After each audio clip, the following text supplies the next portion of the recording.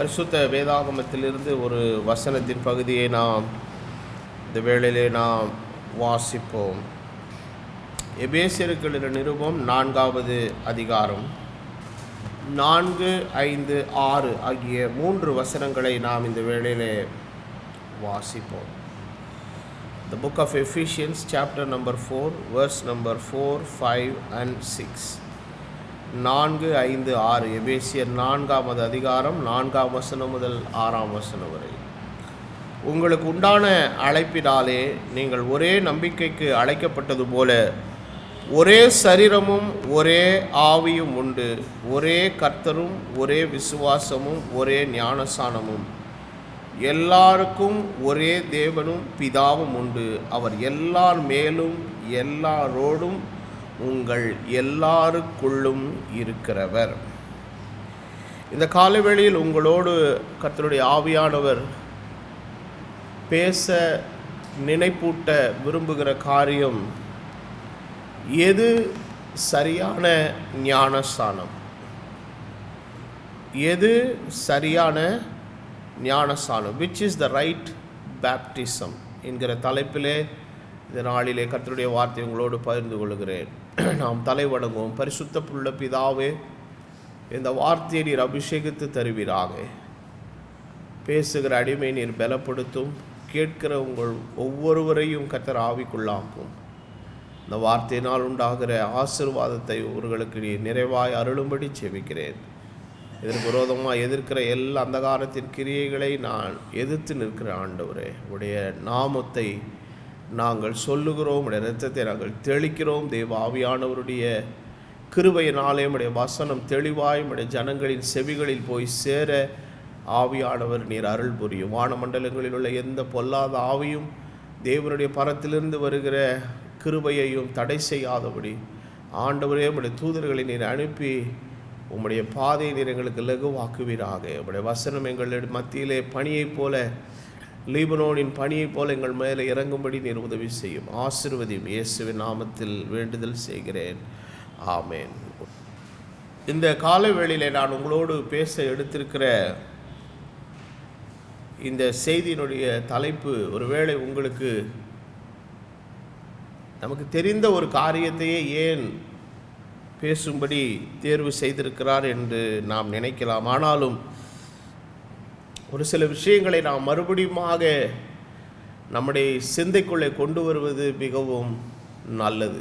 ஆவியானவர் எல்லா நேரங்களிலேயும் புதிய புதிய காரியங்களை பேசுகிறவர் மாத்திரமல்ல, ஏற்கனவே சொன்ன காரியங்களை அவர் நினைப்பூட்டுகிறவர். வேதத்திலே நிருபங்களிலே ஒரு வசனம் உண்டு, நான் உங்களுக்கு மறுபடியும் நினைப்பூட்ட விரும்புகிறது என்னவெனில் என்று அப்போஸ்தலன் தன் நிருபத்தை எழுதும்போது சொல்லுகிறார். அப்போ ஆவியானவர் தம்முடைய ஜனத்தோடு புதிய காரியங்களை பேசுகிறது மாத்திரமல்ல, ஏற்கனவே பேசப்பட்ட காரியங்கள் மறுபடியும் தேவனுடைய ஜனத்தினுடைய சிந்தைக்குள்ளே செல்லும்படி, அறியாதவர்கள் அறிந்து கொள்ளும்படி அதை மறுபடியுமாய் நினைப்பூட்டுகிற ஒரு காரியம். ஆவியானவருடைய செயல்பாட்டை வேதத்திலே நீங்கள் வாசிக்கும் போது, பரிசுத்த ஆவியானவர் உங்களிடத்தில் வரும் பொழுது நான் சொன்ன யாவையும் அவர் உங்களுக்கு நினைப்பூட்டுவார் என்று இயேசு கிறிஸ்து சொன்னார். ஆகவே இந்த காலவேளையிலே இந்த செய்தியை ஒரு நினைப்பூட்டுதலின் செய்தியாக அறிந்தவர்கள் எடுத்துக்கொள்ளலாம், அறியாதவர்கள் இந்த செய்தியின் மூலமாய் கர்த்தர் தருகிற சத்தியத்தை பெற்றுக்கொள்ளலாம். இன்றைக்கு ஆவிக்குரிய உலகத்தில் ஞானஸ்தானத்தை குறித்த மிகப்பெரிய குழப்பமும் சர்ச்சையும் பல இடங்களிலே நிலவி காணப்படுகிற ஒரு சூழ்நிலையிலே இன்றைக்கு நாம் இருக்கிறோம். இந்த ஞானஸ்தானம் என்கிற ஒரு சொல்லை நீங்கள் பிரித்து பார்த்தீர்களானால், ஞானம் ஸ்நானம் என்கிற 2 விதமான வார்த்தைகள் பயன்படுத்தப்பட்டிருக்கிறது. அந்த தமிழ் மொழியாக்கத்திலே ஞானம் ஸ்நானம் என்று போடப்பட்டிருக்கிறது. பட் அது ஞானம் என்கிற சொல் என்ன அர்த்தத்தில் அந்த ஸ்நானத்தோடு இணைக்கப்பட்டிருக்கிறது என்பது எனக்கு தெரியவில்லை. சரி, அது ஒரு மொழிபெயர்ப்பு, அதை அப்படியே நம்ம விட்டுருவோம். ஆனால் இந்த பேப்டிசம் என்கிற ஞானசானம் என்கிற அந்த சொல் எதிலிருந்து வந்தது என்று நீங்கள் பார்த்தீர்களானால், பேப்டைசோ என்கிற கிரேக்க சொல்லில் இருந்து வந்தது. இது ஹிப்ரு வார்த்தையில் கூட பார்த்தீர்களானால் மெக்வா என்று எழுதப்பட்டிருக்கிறது. அப்போது இந்த மெக்வா அல்லது பேப்டைசோ என்று எபிரேய கிரேக்க மொழியில் சொல்லப்படுகிற இந்த சொல்லின் பொருள் என்னவென்றால் இமர்ஸ், அதாவது மூழ்குதல் என்று பொருள். மூழ்குதல் என்று சொன்னால் என்ன அர்த்தம்? இப்போ தண்ணியில் ஒருத்தர் அப்படியே உள்ளே போகிறாரு, கணுக்கால் அளவு தண்ணியில் நிற்கிறாரு, அப்புறம் முழங்கால் அளவு தண்ணிக்கு போகிறாரு, அப்புறம் இடுப்பளவு தண்ணிக்கு போகிறாரு, அப்புறம் மார்பளவு தண்ணிக்கு போகிறாரு, அப்புறம் தலை வரைக்கும் போகுது, அப்புறம் முழுசுமாக அவர் என்ன செஞ்சிடறாரு, உள்ளே போயிடுறாரு. அதுதான் மூழ்குதல். முற்றிலுமாக அந்த தண்ணீரால் நனைந்து உள்ளே போகிற ஒரு நிலை, இமர்ஸ், மூழ்குதல். அப்போது இது வெறும் ஒரு அடிப்படையாக ஒரு சொல்லாக நம்ம பார்க்கும்போது, இன்றைக்கு சில சபையிலே செய்யப்படுகிற அந்த ஞானஸ்நான முறைமை, அந்த மூழ்குதலுக்கும் இவர்கள் செய்கிற செய்களுக்கும் என்னவே கிடையாதுங்க, சம்பந்தமே இல்லை. சபை தோற்றுவிக்கப்பட்டு முதல் 320 ஆண்டு காலம் இந்த ஞானஸ்நானத்தை குறித்த ஒரு தெளிவான அறிவு சபைக்குள்ளே இருந்தது. இயேசு கிறிஸ்து இந்த பூமியில் வருவதற்கு முன்பதாக அவருக்கு வழியை ஆயத்தம் பண்ணும்படி அவருக்கு முன்னோடியாக வந்த யோவான் ஸ்நானகன், அவன் கொடுத்த ஞானஸ்நானம் மனம் திரும்புதலுக்கு ஏற்ற ஞானஸ்நானம். அது தேவ சித்தத்தின்படி மக்களுக்கு சொல்லப்பட்ட ஒரு ஞானஸ்நானம். அப்போ இயேசு கிறிஸ்துவும் அந்த ஞானஸ்நானத்தை தான் யோவான் ஸ்நானகத்தின் இடத்திலிருந்து பெற்றார். பின்பு இயேசு கிறிஸ்துவனுடைய இந்த பூவுலக மாம்சீக வாழ்க்கை அவர் முடித்து பரத்துக்கு போகிறதற்கு போன பின்பு தான் சபை தோற்றுவிக்கப்பட்டது. அந்த சபை தோற்றுவிக்கப்பட்டு சபை ஆரம்பிக்கிற அந்த நாளிலே, தோற்றுவிக்கப்பட்ட அந்த நாளிலே பேதுரு ஒரு ஞானஸ்நானத்தை கொடுத்தார். நீங்கள் மனம் திரும்பி பாவ மன்னிப்புக்கென்று கர்த்தராகிய இயேசு கிறிஸ்துவின் நாமத்தினாலே ஞானஸ்நானம் பெற்றுக்கொள்ளுங்கள், அப்பொழுது பரிசுத்த ஆவியின் வரத்தை பெறுவீர்கள். அந்த வேத வாக்கியத்தின்படி அநேகர் ஞானஸ்நானம் பெற்றுக்கொண்டார்கள். வேதாகமும் அதை குறித்து பதிவு செய்கிறது. ஏறக்குறைய 3000 பேர் என்ன பண்ணப்பட்டார்கள், சேர்க்கப்பட்டார்கள். அப்போது அதற்கு பின்பதாக அப்போஸ்தலர்கள் எங்கும் சுற்றித் திரிந்து பிரசங்கிக்கும் போது, இயேசு கிறிஸ்து வாழ்ந்த காலம், யோவான் ஸ்நானகன் இருந்த காலத்திலே கொடுக்கப்பட்ட அந்த மனம் திரும்புதலுக்கு ஏற்ற ஞானஸ்நானத்தை பெற்ற சில மக்கள் இன்னும் அவர்கள் உயிரோடு இருந்தார்கள். அப்பொழுது இவர்கள் போய் அவர்களுக்கு மறுபடியும் புதிய ஏற்பாட்டு சபையின் காலத்துக்கென்று தேவன் ஏற்படுத்தின ஒழுங்கின்படி கர்த்தராகிய இயேசு கிறிஸ்துவின் நாமத்தினாலே ஞானஸ்நானம் கொடுத்தார்கள். ஸோ இந்த விஷயத்தை நான் ஒரு இன்ட்ரடக்ஷனாக சொல்லி இதோடு நிறுத்தி கொள்கிறேன். இப்போது நாம் படிக்க வேண்டியது, பழைய ஏற்பாட்டிலே ஒரு ஞானஸ்நானம் ஒன்று நடந்தது. இதை குறித்து பழைய ஏற்பாட்டில் நம்ம வெறும் சம்பவமாக தான் பார்க்கிறோம். ஆனால் அந்த சம்பவத்தினுடைய உண்மையான அர்த்தம் என்னது என்பதை அப்போஸ்தலனாகிய பவுல் 1 கொரிந்தியர் 10வது அதிகாரத்தில் தான் அவர் தெளிவாக எழுதுகிறார். நாம் அந்த வேத பகுதியை திருப்பிக் கொள்வோம். 1 கொரிந்தியர் 10வது அதிகாரம் 1வது வசனத்திலிருந்து நீங்கள் வாசித்தீர்களானால், இப்படி இருக்க சகோதரரே, நீங்கள் எவைகளை அறிய வேண்டும் என்றிருக்கிறேன் என்றால், நம்முடைய பிதாக்கள் எல்லாரும் மேகத்துக்கு கீழாய் இருந்தார்கள், எல்லாரும் சமுத்திரத்தின் வழியாய் நடந்து வந்தார்கள், எல்லாரும் மோசேக்குள்ளாக மேகத்தினாலும் சமுத்திரத்தினாலும் ஞானஸ்நானம் பண்ணப்பட்டார்கள். யாரோ ஒருவர் இருவர் அல்ல, எல்லாரும் ஞானஸ்நானம் பண்ணப்பட்டார்கள். அப்போ இந்த இடத்தில் ஞானஸ்நானம் என்கிற ஒரு காரியம் என்ன ஆவிக்குரிய அர்த்தத்தில் இந்த இடத்துல பேசப்படுகிறது? நீங்கள் பழைய ஏற்பாட்டினுடைய சரித்திரத்தில் அந்த இஸ்ரவேல் மக்களுடைய யாத்திரை, அதாவது ஈஜிப்ட் கேனன், எகிப்திலிருந்து கானான் வரை உள்ள பயணத்தை நீங்கள் தெளிவாக படிச்சிங்கன்னா, அவங்க போக வேண்டிய தூரம் சில நாட்கள்லேயே அந்த இடத்துக்கு என்ன செஞ்சிடலாங்க, போயிடலாம். அவ்வளவு ஒரு குறுகிய நாட்களில் பயணிக்கக்கூடிய ஒரு பயண தூரம் ஆண்டவர் மாற்றி அமைத்தார். அதற்கு காரணம் அவர்கள் துர்ச்செய்தியை பரப்பினதினாலே தேவன் கோபம் கொண்டு அதை நம்பின மக்கள் எல்லாரும் வனாந்திரத்திலே அழிவதற்காக கர்த்தர் அந்த பயண நாட்களை ஆண்டவர் நீட்டித்தார். ஆனால் இந்த பிரயாண பாதையை நீங்கள் இக்கால வரைபடத்தில் பார்த்தாலும் சரி, அல்லது ஒருவேளை பழைய வேதாகம கால வரைபடத்தை எடுத்து நீங்கள் புத்தகங்களில் நீங்கள் படித்தீர்களானாலும் சரி, இந்த செங்கடலுக்கு இவர்கள் வர வேண்டிய அவசியமே கிடையாது. அதாவது எந்த நீர்நிலையையும் கடக்காமல் ஒரு சரியாக நிலப்பரப்பிலேயே அவர்கள் தங்கள் பிரயாணத்தை மேற்கொள்ள முடியும். ஆனாலும் கர்த்தர் அவர்களை இந்த பாதையில் ஊடாக கர்த்தர் கொண்டு போக சித்தம் கொண்டதினுடைய காரணம் என்னவென்றால், அந்த செங்கடலை கடக்கிறதற்கு முன்பதாக கர்த்தர் அவர்களுக்கு ஒரு காரியத்தை சொல்லுகிறார். அந்த வார்த்தை தான் it is an experience of separation. பிரித்தெடுக்கப்படுதலின் ஒரு அனுபவத்தை குறித்து ஆண்டவர் அவர்களுக்கு பேசுகிறார்.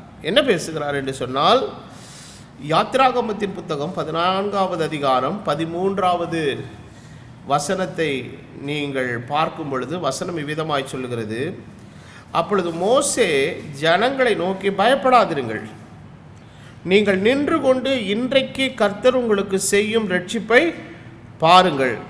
இன்றைக்கு நீங்கள் காண்கிற எகிப்தியரை இனி என்றென்றைக்கும் என்ன செய்ய மாட்டீர்கள், காண மாட்டீர்கள். இனிமேல் அவர்களை காண்பதில்லை. அப்படின்னா என்ன அர்த்தம்? இனிமேல் எகிப்துக்கும் உங்களுக்கும் உள்ள தொடர்பு முற்றிலுமாக என்ன செய்யப்படுகிறது, துண்டிக்கப்படுகிறது. அப்போ ஆண்டவர் இன்னும் மேற்கொண்டு கூட சொல்கிறார். என்ன சொல்கிறாருன்னா, நீங்கள் என் வார்த்தைக்கு கவனமாய் செவி கொடுத்து எனக்கு பயந்து நீங்கள் உண்மை உத்தவமாய் நடந்தால், எகிப்தியன் மேலே வர பண்ணின வாதையை கூட நான் உங்கள் மேலே என்ன பண்ண மாட்டேன், வர பண்ண மாட்டேன். நானே உங்கள் பரிகாரியான கர்த்தர். அப்போ ஆண்டவர் இந்த வாக்குத்தத்தத்தை எல்லாம் கொடுக்குறார். அப்போ என்ன சொல்கிறாரு, நீ வாதையிலிருந்து தப்பித்து கொள்கிறதற்கு எகிப்தில் வாழ்கிற மாதிரி வாழ்ந்தனா வாதை உனக்கு வரும். ஆனால் நீ என் வார்த்தைகளுக்கு செவி கொடுத்து எனக்கு பிரியமாய் நீ பிரித்தெடுக்கப்பட்டவனாய் ஒரு உத்தம இஸ்ரவேலனாய் நீ எனக்கு முன்பாக வாழ்வாயானால் உனக்கு என்ன நடக்கும் என்று சொன்னால், எந்த வாதையும் உன் கூடாரத்தை என்ன செய்யாது, அணுகாது. அந்த வாதைகள் உன் மேலே என்ன செய்யாது, வராது. நானே உன்னுடைய பரிகாரியான கர்த்தராக இருக்கிறேன் என்று சொல்லுகிறார். அப்போது இந்த அனுபவம், செங்கடலை கடக்கிற அந்த அனுபவம் எது ஆவிக்குரிய அர்த்தத்தை கொடுக்கிறது என்று சொன்னால், ஒரு பிரித்தெடுக்கப்பட்ட வாழ்க்கையை, it's an experience of separation. ஆனால் நடந்தது என்ன, ஞானஸ்நானம் பெற்றும் கூட இந்த இஸ்ரவேல் மக்களினுடைய உடல் தான் எகிப்தை விட்டு பிரிந்திருந்ததோ ஒழிய மனம் எகிப்தை விட்டு என்ன செய்யவில்லை, பிரியவில்லை. அவருடைய இருதயம் முற்றிலுமா எதை சார்ந்திருந்தது, எகிப்தை சார்ந்திருந்தது. ஆண்டவர் அவர்களுக்கு நேர்த்தியாய் எல்லா காரியங்களும் ஆண்டவர் கொடுக்கிறார். அவர்களுடைய தேவைகளுக்கு, அவருடைய பசியை ஆற்றுவதற்கு, அவருடைய தாகத்தை தீர்ப்பதற்கு, அவருடைய ஆரோக்கியத்திற்கு வேண்டிய எல்லா விதமான காரியங்களை God was a great provider. அப்போ ஆண்டவர் தான் அவர்களுக்கு எல்லாவற்றுக்கும் மூல ஆதாரமாக இருந்து எல்லா விதமான உதவிகளை கர்த்தர் செய்கிறார். ஆனாலும் இந்த மக்கள் அப்பப்போ சொல்லுகிற ஒரு வார்த்தை என்னன்னா, எகிப்தில் இருந்தால் நன்றாக இருக்கும், எகிப்திலே நாங்கள் மடிந்திருக்கலாம், எகிப்திலே எங்களுக்கு கல்லறை உண்டு, எகிப்திலே எங்களுக்கு அற்புதமான சாப்பாடு உண்டு, எகிப்திலே நாங்கள் விதமாய் சாப்பிட்டோம் என்று சொல்லி தேவன் தருகிற காரியங்களிலே அவர்கள் சந்தோஷமும் மகிழ்ச்சியும் திருப்தியும் அடையாதபடி எதை திருப்பி திருப்பி பார்த்து கொண்டே இருக்கிறார்கள், எகிப்தை திரும்பி திரும்பி இதுதான் ஆண்டவருடைய இருதயத்தை 2 விதங்களிலே அது கஷ்டப்படுத்திய. ஒன்று, அவர் துக்கப்பட்டார். 2வது, அவர்கள் செய்த இந்த செயல் கர்த்தருக்கு எதை மூட்டினது? கோபம் மூட்டினது. ஸோ டிசப்பாயின்மெண்ட், ஆண்டவருக்கு ஒரு பெரிய ஏமாற்றம். என்னப்பா இவ்வளோ அழகாக இந்த ஜனங்களுக்கு செய்கிற, இந்த ஜனங்களுக்கு என் மேலே என்ன கிடையாது, விசுவாசம் இல்லை, ஒரு நன்றி அறிதல் இல்லை, இப்படி ஒரு மாதிரி நம்மளை பேசுகிறாங்களே. அப்போது ஆண்டவர் பார்த்தீங்கன்னா அவர்களை அழிக்க தேவன் என்ன கொண்டார்? சித்தம் கொண்டார். அவர்களை அழிக்கிறதற்காக தேவன் என்ன கொண்டார்? சித்தம் கொண்டார். ஆகவே தான் வேதத்தில் நாம் தொடர்ந்து படிக்கும்போது வாசிக்கிறோம், அவர்கள் எல்லாரும் வனாந்திரத்தில் என்ன செய்யப்பட்டார்கள்? அழிக்கப்பட்டார்கள். இப்போது இந்த ஞானஸ்நானத்தினுடைய முறைமையை பெறுகிற புதிய ஏற்பாட்டு விசுவாசிகளுக்கு இது எப்படிப்பட்ட ஒரு ஆவிக்குரிய அனுபவம் என்பதை அப்போஸ்தலனாகிய பவுல் சில வசனங்களை சொல்லுகிறார். அதை நான் உங்களுக்கு இப்பொழுது மேற்கோள் காட்டுகிறேன்.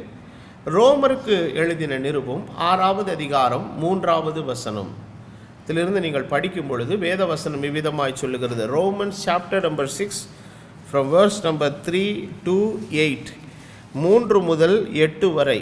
ரோமர் 6. கிறிஸ்து இயேசுவுக்குள்ளாக ஞானஸ்நானம் பெற்ற நாம் அனைவரும், நாம் எதற்குள்ளாக பெற்றிருக்கிறோமா? அவங்கெல்லாம் எதுக்குள்ளாக பெற்றாங்க? மோசேக்குள்ளாக. அப்போது மோசே, ஆரோன் 2 பேர் யார்? ஒருவன் தீர்க்கதரிசி, ஒருவன் ஆசாரியன். ஆண்டவர் தமது ஜனத்தை வழிநடத்தும் போது ஒரு தீர்க்க தரிசன ஊழியத்தோடும் ஒரு ஆசாரியத்துவ ஊழியத்தோடும் தான் தம்முடைய ஜனத்தை என்ன செய்கிறாருங்க? வழி நடத்துகிறார். அப்போ இன்றைக்கு இந்த புதிய ஏற்பாட்டு காலத்திலேயும் நமக்கு ஒரு தீர்க்கதரிசி உண்டு, நமக்கு ஒரு ஆசாரியன் உண்டு. அந்த தீர்க்க தரிசன ஊழியத்தையும் அந்த ஆசாரியத்துவ ஊழியத்தையும் தன்னிலே உள்ளடக்கினவராய் அவர் ஒருவரே அவர் இருந்து நம்மளை நடத்துகிறார். அவர்தான் கர்த்தராகிய இயேசு கிறிஸ்து. உன்னை போல ஒரு தீர்க்கதரிசியை நான் என்ன பண்ணுவேன்? எழும்ப பண்ணுவேன். அடுத்தது, மெல்கிசேதேக்கின் முறைமையின்படி நீர் என்னென்றைக்கு என்னவாயிருக்கிறீர்? ஆசாரியராயிருக்கிறீர். அப்போ தீர்க்கதரிசியும் அவரே, ஆசாரியரும் அவரே. அப்போ அன்றைக்கு மோசேக்குள்ளாக அவர்கள் ஞானஸ்நானம் பண்ணப்பட்டார்கள். அந்த மோசேனுடைய நிஜம்தான் கர்த்தராகிய இயேசு கிறிஸ்து. அப்போ புதிய ஏற்பாட்டு சபை யாருக்குள்ளாக ஞானஸ்நானம் பண்ணப்படுகிறது? இயேசு கிறிஸ்துவுக்கு உள்ளாக. பேப்டைஸ்டு இன் டு ஜீசஸ் கிரைஸ்ட். அவருடைய அர்த்தம் என்னன்னா, நாம் எல்லாருமே அவருடைய மரணத்துக்குள்ளாக ஞானஸ்நானம் பெற்றதை அறியாமல் இருக்கிறீர்களா? மேலும் வசனம் சொல்லுகிறது, மேலும் பிதாவின் மகிமையினாலே கிறிஸ்து மரித்தோரிலிருந்து எழுப்பப்பட்டது போல நாமும் புதிதான ஜீவனுடையவர்களாய் நடந்து கொள்ளும்படிக்கு அவருடைய மரணத்துக்குள்ளாகும் ஞானஸ்நானத்தினாலே கிறிஸ்துவுடனே கூட என்ன செய்யப்பட்டோம்? அடக்கம் பண்ணப்பட்டோம். அப்போது ஞானஸ்நானம் என்பதை அடுத்து வேதம் என்ன விதமான நிலையிலே அது ஒப்பீடு செய்து பேசுகிறதுனால், கிறிஸ்துவினுடைய மரணம், அடக்கம், உயிர்த்தெழுதல். அப்போ death, burial and resurrection of Jesus Christ. அப்போ இதனுடைய அர்த்தம் என்ன? அப்போ இயேசு மரிக்கும்போது மாம்ச சரீரத்தில் என்ன செய்தார்? மரித்தார். அப்போ அவர் இந்த பூமியில் இருந்த அந்த 33 ஆண்டு காலம் என்ன சரீரத்தில் இருந்தார்? பிள்ளைகள் மாம்சத்தையும் இரத்தத்தையும் உடையவர்களாக இருக்க அவரும் நம்மை போல மாம்சத்தையும் இரத்தத்தையும் உடையவரானால், அந்த சரீரம் ஏதோ அவருக்குன்னு தனியாக டிசைன் பண்ணப்பட்ட சரீரம் அல்ல. உங்களை போன்று என்னை போன்று வருத்தங்கள், பாடுகள், பசி, வேதனை, தாகம், கண்ணீர், கலக்கம், சோர்வு, நித்திரை எல்லாவற்றையும் உணர்ந்து கொண்டு அனுபவிக்கிற ஒரு பாடுள்ள ஒரு சரீரம். ஆனால் அந்த சரீரத்தில் இயேசு மரித்தார். ஆனால் உயிர்த்தெழுதும் போது எந்த சரீரத்தில் எந்திரிக்கல? அந்த சரீரத்தில் அவர் எந்திரிக்கல. அது மகிமையின் சரீரம், பாடுகளை இல்லாத சரீரம், பசியை உணராத சரீரம், தாகத்தை உணராத ஒரு சரீரம், கவலை இல்லாத சரீரம், கண்ணீர் இல்லாத ஒரு சரீரம். அது தேவத்தினுடைய சாயலுக்கு ஒப்பாக இருக்கிற ஒரு ஆவிக்குரிய ஒரு சரீரம். அப்போது இதை எப்படி பவுலப்போஸ்தலன் கம்பேர் பண்ணுகிறார் என்றால், நாமும் ஞானஸ்நானம் பண்ணும்போது பழைய மனிதன், அதாவது பழைய மனிதனா பழைய சுபாவத்தின் நிலையில் இருக்கிற மனிதன் தண்ணீருக்குள்ளே மூழ்கிறான். அவன் எழுந்திருக்கிற இடத்துல அதனுடைய அடையாளம் என்ன? இப்பொழுது அவன் ஒரு புதிய மனுஷனாய் கிறிஸ்து என்கிற ஒரு புதிய மனிதனுடைய சுபாவத்துக்குள்ளே என்ன செய்திருக்கிறான்? வந்திருக்கிறான் என்பதுதான் அதனுடைய பொருள். அப்போ இயேசு கிறிஸ்துவுக்குள் ஞானஸ்நானம் பெறுதல் என்றால் என்ன?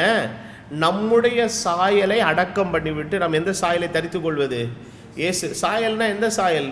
புறம்பான நிலையில் அந்த சாயல், அந்த புறம்பான நிலையிலையும் இயேசு கிறிஸ்துவுக்கு கொடுக்கப்பட்ட அந்த ஆவிக்குரிய சாயல் நமக்கு கொடுக்கப்படும். ஆனால் இப்போ நமக்கு கொடுக்கப்பட்டிருக்கிற சாயல் எதுங்க? உள்ளான மனுஷனில், உள்ளான மனிதனில்.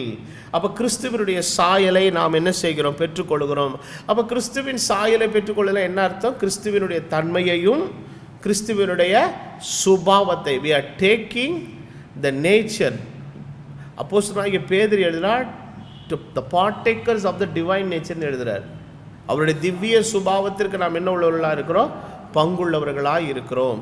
அப்போ ஒருவன் கிறிஸ்துவுக்குள் இருந்தால் புது சிருஷ்டி, he is a new creature. பழையவைகள் எல்லாம் ஒளிந்தன. அப்படின்னா என்ன அர்த்தம்? பழைய மனிதனுக்குரிய சுபாவம், பழைய மனிதனுடைய விஷயங்கள் எல்லாம் எப்படி இயேசு அடக்கம் பண்ணப்படும் போது அவருடைய மாம்ச பாடுள்ள சரீரம் அடக்கம் பண்ணப்பட்டதோ அதுபோல என்னுடைய பாவ சரீரம், பாவ சுபாவம் ஞானஸ்நானத்தின் மூலமாக என்ன செய்யப்படுகிறது? அடக்கம் பண்ணப்படுகிறது. நான் எழுந்திருக்கும் போது ஒரு புதிய மனிதனாய் நான் என்ன செய்திருக்கிறேன்? எழுந்திருக்கிறேன். அப்போது ரோமர் 6:5 என்ன சொல்லுகிறது? நாம் அவருடைய மரணத்தின் சாயலில் நாம் இணைக்கப்பட்டுள்ளானால் நாம் எந்த சாயலில் இணைக்கப்பட்டிருப்போம்? உயிர்த்தெழுதலின் சாயலும் இணைக்கப்பட்டிருப்போம். அப்போ அந்த சாயலை இப்போ முதலாவது நம்ம எதில் பெறணுங்க? உள்ளான மனுஷனை. ஒரு நாள் வருகிறது, அந்த நாளிலே நாம் புறம்பான நிலைமையிலேயும் கிறிஸ்துவனுடைய சாயலை நாம் என்ன செய்வோம்? இப்போ என்ன சொல்கிறாருன்னா 6வது வசனம் ரொம்ப முக்கியமானது. நாம் இனி பாவத்துக்கு ஊழியம் செய்யாதபடிக்கு. அப்போ கிறிஸ்துவுடனே கூட அடக்கம் பண்ணுற வரைக்கும் இந்த சரீரம் எதுக்கு ஊழியம் செஞ்சது?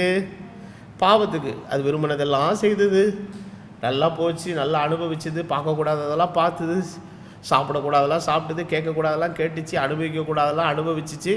இது வரைக்கும் இந்த சரீரம் எதற்கு வேலை செய்தது? உழைத்தது, பாவத்திற்கு உழைத்தது.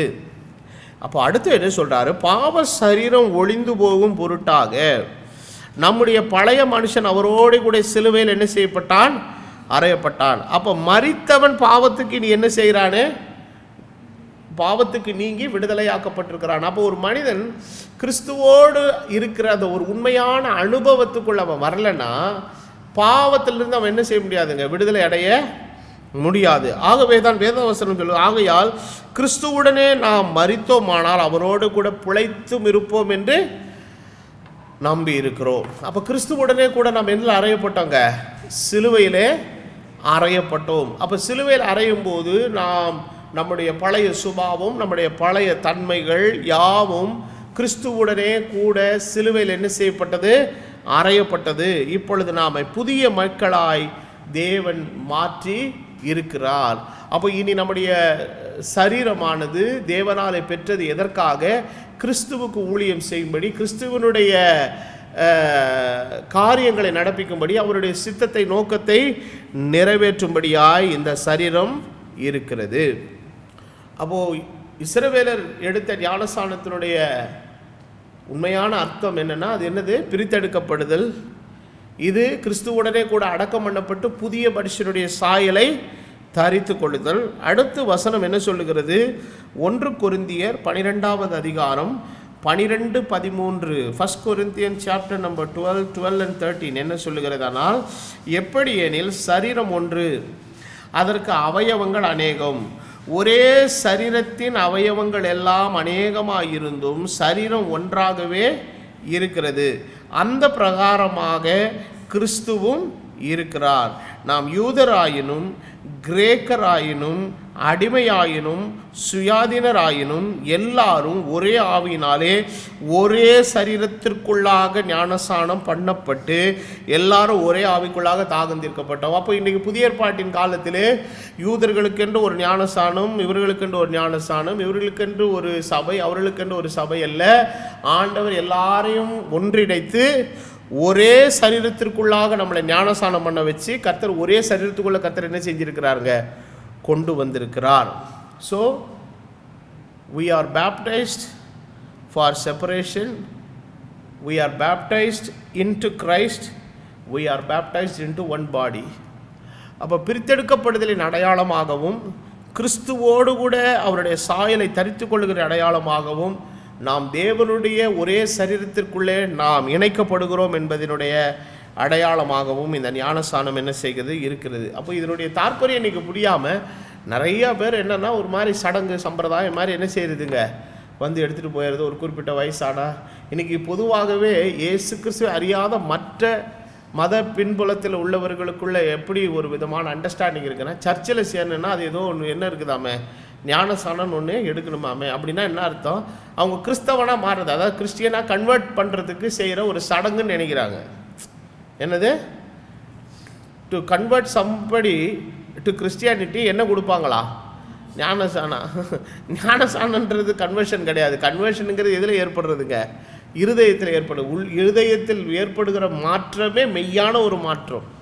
அந்த மாற்றம் இல்லாமல் வேறு புறம்பாக சும்மா ஞானஸ்நானம் எடுக்கிறது ஒரு பிரயோஜனமும் இல்லை. அது மாதிரி சிலர் எடுக்கிறவர்களும் உண்டு, அப்படிப்பட்டவர்களுக்கு கொடுக்கிறவர்களும் உண்டு. அதை தான் என்னுடைய தகப்பனார் அடிக்கடி தன்னுடைய செய்தியில் சொல்வார், காய்ந்த பாவி நனைந்த பாவி என்று சொல்லுவார். அப்புறம் நாம் கிறிஸ்துவை, இந்த ஞானஸ்நானம் என்கிற அனுபவம் என்ன எதை குறிக்கிறது என்று சொன்னால், நாம் கிறிஸ்துவை தரித்து கொள்ள, நாம் கிறிஸ்துவுக்குள்ளாக ஞானஸ்நானம் படுவது மாத்திரமல்ல, அடுத்தது எதை தரித்து கொள்கிறோமா? கிறிஸ்துவை தரித்து கொள்ள. அப்படின்னா என்ன அர்த்தம்? புட் ஆன் அப்படின்னு இருக்கிறோம். இப்போ ஆங்கிலத்தில் இப்போ இந்த கோட் இருக்குது பாருங்கள், புட் ஆன் யுவர் ஜாக்கெட் அப்படின்னா அந்த கோட்டை நீங்கள் என்ன செய்யுங்க? போட்டுக்கொள்ளுங்கள். புட் ஆன் யுவர் ஷர்ட் அப்படின்னா உங்கள் சட்டையை என்ன செய்யுங்க? போட்டுக்கொள்ளுங்க. அப்படின்னா நீங்கள் என்ன ஆகுறீங்க? அதை போடும்போது உங்களுடைய சரீரம் எதுக்குள்ளே போயிடுது? அந்த ஆடைக்குள் போய்விடுகிறது. அப்போ புட் ஆன் கிரைஸ்ட்னா கிறிஸ்துவை நீங்கள் தரித்து கொள்ளும்போது நீங்கள் உங்களுடைய தன்மை, உங்களுடைய ஆழ்தத்துவம் எல்லாம் எதுக்குள்ளே போயிடுதுங்க? கிறிஸ்து இயேசு என்கிற அவருக்குள்ளே என்ன செஞ்சிருதுங்க? மறைஞ்சிருது. அதுதான் அதனுடைய சரியான பொருள். அதுதான் அப்போஸ்தலனாகிய பவுல் சொல்லுகிறார், இனி நான் அல்ல. அந்த நான்ங்கிறது என்னது? மை பர்சனாலிட்டி, என்னுடைய வில்லிங், என்னுடைய சித்தம், என்னுடைய ஆசை, என்னுடைய விருப்பம், என்னுடைய தரிசனம், என்னுடைய எதிர்காலம், என்னுடைய விருப்பங்கள், நோக்கங்கள், திட்டங்கள், தீர்மானங்கள். இந்த நான் என்கிற இதில் எவ்வளோ விஷயங்களை உள்ளே கொண்டு வரலாம். அந்த நான் என்கிற அந்த விஷயம் அன்னையோடு சித்திருச்சு. எது வரைக்கும்? கிறிஸ்துவை நான் தரிக்கிறது வரைக்கும். ஆனால் அன்றைக்கு நான் அவரை சந்தித்தேனோ, என்றைக்கு நான் அவரை ஏற்றுக்கொண்டேனோ, என்றைக்கு நான் அவரை கிறிஸ்துவாக நான் தரித்து கொண்டேனோ, அன்றையிலிருந்து இனி நான் என்பதே அல்ல. இந்த நானுங்கிற விஷயமே கிடையாது. எல்லாம் யாரு தான்? கிறிஸ்து தான். அவர் என்ன நினைக்கிறார், அவர் என்ன சித்தம் வைத்திருக்கிறார், அவர் என்ன எதிர்பார்க்கிறார், அவர் என்னை குறித்து விரும்புகிறது என்ன, அவர் எனக்கு என்ன எதிர்காலத்தை குறித்திருக்கிறார், என்ன நோக்கத்தை வைத்திருக்கிறார், இதை பற்றிய ஒரு உணர்வுக்குள்ளே போகிறது தான் அந்த ஞானஸ்நானத்தினுடைய உண்மையான மீனிங். அப்போது ஆண்டவருக்குள்ளே ஒரு மனுஷன் வந்துட்டானா அந்த செல்ஃப் ப்ரைடு, அந்த செல்ஃப் டிசையர் எல்லாமே என்ன செஞ்சிருதுங்க? அந்த சுய விருப்பம், சுய மேட்டிமை, இதெல்லாம் என்ன செஞ்சிருதுங்க? அவனுக்குள்ளே செத்து போயிடுது. இப்போ ஆண்டவர் என்ன விரும்புகிறார், ஆண்டவர் எதை ஆசைப்படுகிறார், ஆண்டவருடைய சித்தம் என்ன, ஆண்டவருடைய நோக்கம் என்ன? அப்போது பவுல் இயேசுவை தமஸ்குவுக்கு போகிற வழியிலே சந்தித்த போது அவர் ரைஸ் பண்ண முதல் கொஸ்டின் என்னன்னா, ஆண்டவரே நான் என்ன செய்ய நீர் சித்தமாக இருக்கிறேன். அந்த முதல் சந்திப்பு இதுதான் ஒரு உண்மையான மனமாற்றத்தினுடைய அடையாளம். அதுதான். அப்போ இன்றைக்கி ரட்சிக்கப்படுகிற அநேகர் பார்த்தீங்கன்னா இன்னைக்கு ரெண்டு விதமான டயலமாக்குள்ளே உட்காந்துட்டு சிக்கிட்டு இருக்கிறாங்க. எதுனா, ஒன்று இவனுடைய சுய சித்தம் இவனை ஒரு பக்கம் இழுக்குது. அந்த சுய சித்தத்துக்கு 3 ரீசன் தான் இருக்குது. மாம்சத்தின் இச்சையும், கண்களின் இச்சையும், ஜீவனத்தின் பெருமையும். இது ஒரு பக்கம் அவனை இழுக்குது. இன்னொரு பக்கம் தேவருடைய நன்மையும் பிரியமும் அவருடைய பரிபூர்ண சித்தம் இருக்குது. இது ரெண்டுக்கும் நடுவில் கடந்துக்கிட்டு மனுஷன் என்ன செய்கிறான்? மாட்டிக்கிறான். இப்போ இங்கே போகிறதா இங்கே போகிறதா? இந்த 2 விதமான நிலைப்பாடுகளோடு கூட வாழ்கிற வாழ்க்கை குறித்து தான் இயேசு அழகாக சொன்னால், நீ 2 எஜமானுக்கு என்ன செய்ய முடியாது? ஊழியம் செய்ய முடியாது. அப்போது முதல்ல ஒரு எஜமானனுடைய வேலையை என்ன பண்ணு? ரிசைன் பண்ணு. எந்த எஜமானனை ரிசைன் பண்ணு? மாம்சத்தின் இச்சை, கண்களின் இச்சை, ஜீவனத்தின் பெருமை என்று இருக்கிற உன்னுடைய சுயம் இருக்கிறதல்லவா, அவனே உனக்கு எஜமானனாக இருந்து உன்னை ஆளுகை செய்து கொண்டு வருகிறான். உன் மன விருப்போன போக்கின்படி, உன்னுடைய மன விருப்பத்தின்படி எல்லாம் உன்னை தன்வசம் இழுத்து கொண்டு உன்னுடைய வாழ்க்கை அழிக்க முற்படுகிறான். முதல்ல அவனை விட்டு வெளியே வந்துரு. நீ எதுக்கு ஒப்பு கொடு? தேவனுடைய நன்மையும் பிரியமும் அவருடைய பரிபூர்ண சித்தத்துக்கு ஒன்று ஒப்பு கொடு. அப்போ இந்த எஜமானனுக்கு கீழே வந்துட்டானா அவர் எல்லாத்தையும் டேக் ஓவர் பண்ணிக்கிடுவார். அவர் சொல்கிறாரு, உனக்கு ஒரு குறையும் என்ன செய்யாதுங்கிறாரு. கர்த்தரை தேடுகிறவர்களுக்கோ ஒரு நன்மை என்ன செய்யாது, குறைவுபடாது. அப்போது ஆண்டவருடைய நிலை என்னென்னா, அவரை நம்பி வந்த ஜனத்தை அவர் அற்புதமாக நேர்த்தியாக வழி நடத்துகிறவர்கள். அவர்களை குறித்து அவர்கள் என்ன செய்ய வேண்டிய அவசியம் இல்லைங்க, கவலைப்பட வேண்டிய அவசியம் இல்லை. அப்போ இந்த ரெண்டு விதமான எண்ணங்களுக்குள் இன்றைக்கி ஜனங்கள் இங்கிட்டு அங்கிட்டுமா அலசடி போடுறாங்க. ஒரு பக்கம் தேவனுடைய சித்தம், ஒரு பக்கம் இவங்களுடைய சுய சித்தம், இதுக்கும் அதுக்கு நடுவில் கடந்துட்டு அலசடிப்படுறாங்க. ஆனால் முழுசுமாக நம்ம எதுக்கு நம்ம சரண்டர் ஆகணும்? தேவனுடைய நன்மையும் பிரியமும் அவருடைய பரிபூர்ண சித்தத்திற்கு ஒப்பு கொடுக்கிற ஒரு வாழ்க்கை இருக்கிறது அல்லவா, இதுதான் நம்முடைய சுயத்தை முற்றிலுமாய் அழித்த ஒரு வாழ்க்கை. இந்த நிலையில் போகும் பொழுது தான் நாம் எப்படி அடையாளப்படுத்தப்படுகிறோன்னா, கிறிஸ்து என்கிற ஒரு ஐடென்டிட்டிக்குள்ளே வந்துடும். Put on Christ. அப்போ இப்போ நான் ஒரு என்ன விதமான ட்ரெஸ்ஸை போட்டிருக்கிறேன்னா அதை வச்சு என்ன சில பேர் கூப்பிடலாம். வெள்ளை சட்டை, பச்சை சட்டைன்னு கூப்பிடலாம் இல்லைங்களா? அப்போ கிறிஸ்துவை நான் தரித்து கொள்ளும்போது என்ன நடக்குதுன்னா, I am identified by Christ. கிறிஸ்துவனாலே நான் என்ன பண்ணப்படுகிறேன், அடையாளப்படுத்தப்படுகிறேன். என்னுடைய ஆழ்த்தத்துவம் எல்லாம் என்ன செஞ்சிருச்சு, மறைந்து போய்விட்டது. அப்போது வேதத்தில் பக்தன் சொல்லுகிறான், இனி நான் அல்ல, கிறிஸ்துவே என்னில் ஜீவிக்கிறார், அவரே எனக்குள் கிரியை செய்கிறார், அவரே எனக்குள் இயங்குகிறார். அப்போ பாருங்கள், ஒரு பேப்டிசம் என்கிற ஒரு அது these are all the spiritual experience which is happening inside. நமக்குள் நடக்கிற ஒரு மெய்யான நிஜமான ஒரு அனுபவங்கள். பிரித்தெடுக்கப்படுதல், கிறிஸ்துவை தரித்து கொள்ளுதல், கிறிஸ்துவின் சரீரமாகிய சபைக்குள் இணையப்படுதல், கிறிஸ்துவை தரித்து கொண்டதின் அடையாளமாய் நம்முடைய சுயங்கள் எல்லாம் என்ன செய்து அழிக்கப்படுதல் தான் ஒரு மெய்யான பேப்டிசம். இந்த பேப்டிசம் எங்கே நடக்குது? உள்ளுக்குள்ளார நடக்கிற பேப்டிசம். இது வெளியில் பார்த்தா தெரியாது. இந்த பேப்டிசத்தை அடைஞ்சவன் எடுக்கிறது தான் எந்த பேப்டிசம்? புறம்பான பேப்டிசம். சில பேர் சும்மா தண்ணிக்குள்ளே முங்கிட்டு எந்திரிச்சு போவாங்க. இப்போது உள்ளான நிலைமையில் மாற்றம் இல்லாமல் புறம்பான அடையாளத்தை எடுக்கிறதுல என்ன இல்லைங்க. பாருங்கள், எல்லாத்துக்குமே ஒரு சிம்பிள். அப்போ நம்ம புறம்பா தண்ணியில் எடுக்கிற ஞானசானம் என்பது ஒரு அடையாளம். It is a simple. அந்த சிம்பிள் கட்டாயம் இருக்கணும். இப்போ கூட பாருங்கள், திருமண பந்தத்தில் இணைக்கப்படும் போது சில பேர் இந்த திருமண பந்தத்துக்கு சில அடையாளங்கள் எல்லாம் வச்சுக்கிறாங்க. சிலர் மோதிரம் போடுறாங்க, ஒவ்வொருத்தர் ஒன்று செய்கிறாங்க. அப்போ உண்மையான கவனன்ட்டு உடன்படிக்கைங்கிறது எங்கே நடக்குது? இருதயத்தில் நடக்குது. அப்போது இந்த டோக்கனாக ஒரு திருமண அடையாளமாக கணவராகவும் மனைவியாங்கிற ஸ்தானத்தில் இருக்கிறவர்கள் ஒரு ரெண்டு பேரும் ஒரு விஷயத்தை ஒன்றுக்குள்ளே ஒன்று எக்ஸ்சேஞ்ச் பண்ணிக்கிறாங்க. அப்போ அந்த எக்ஸ்சேஞ்ச் பண்ணுறது எதனுடைய அடையாளம்னா, நான் உனக்கு உண்மையாக இருப்பேன், நீ எனக்கு உண்மையாக இருங்கிற ஒரு உடன்படிக்கை. அது எங்கே நடக்கிறது? உள்ளுக்குள்ளார நடக்கிறது. நம்ம வெளியில் போடுற அடையாளங்கள் எல்லாம் ஒன்றுத்துக்கு இல்லை. சிலர் பைபிள் மாற்றுவாங்க, சிலர் மோதிரம் போடுறாங்க. அதை கழட்டி பேக்கெட்டில் போட்டேன்னா முடிஞ்சு போச்சு. இப்போ என்னுடைய திருமணத்திலெல்லாம் நாங்கள் நானும் என்னுடைய துணைவியாரும் பைபிள் எக்ஸ்சேஞ்ச் பண்ணிக்கிட்டோம். அந்த பைபிள் ரொம்ப நாளாக இருந்துச்சு. அதுக்கப்புறம் எங்கள் அப்பா யாருக்கும் பைபிள் தேவைன்னு சொல்லி ரெட்டி எடுத்து கொடுத்துட்டாரு. இப்போ நாங்கள் எக்ஸ்சேஞ்ச் பண்ண சிம்பிள் கூட எங்ககிட்ட இல்லைன்னு வச்சுக்கிடுங்க. இப்போ உண்மையான சிம்பிள் எங்கே இருக்குது? நாங்கள் இருதயத்திலே ஒருவரோடு ஒருவர் செய்து கொண்ட அந்த உடன்படிக்கையிலே நான் அவளுக்கு உண்மையாக இருக்கிறேன், அவள் எனக்கு என்னவா இருக்கிறா, உண்மையாக இருக்கிறா. அப்போது இந்த உள்ளத்தில் நடக்கிற விஷயந்தான் ரொம்ப முக்கியமானது.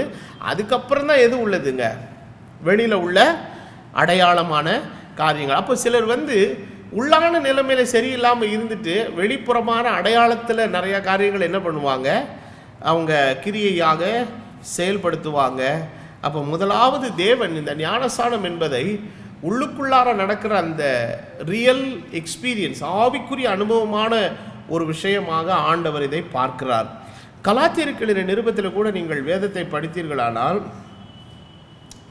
3வது அதிகாரம் 27வது வசனம் சொல்லுகிறது, ஏனெனில் உங்களில் கிறிஸ்துவுக்குள்ளாக ஞானஸ்நானம் பெற்றவர்கள் எத்தனை பேர்களோ அத்தனை பேர்களுக்கு கிறிஸ்துவை என்ன செய்தீர்களே, தரித்து கொண்டீர்களே. யூதன் என்றும் கிரேக்கன் என்றும் இல்லை, அடிமை என்றும் சுயாதீனன் என்றும் இல்லை, ஆண் என்றும் பெண் என்றும் இல்லை, நீங்கள் எல்லாரும் கிறிஸ்து இயேசுவுக்குள் ஒன்றாயிருக்க. we are all become the one body in Christ.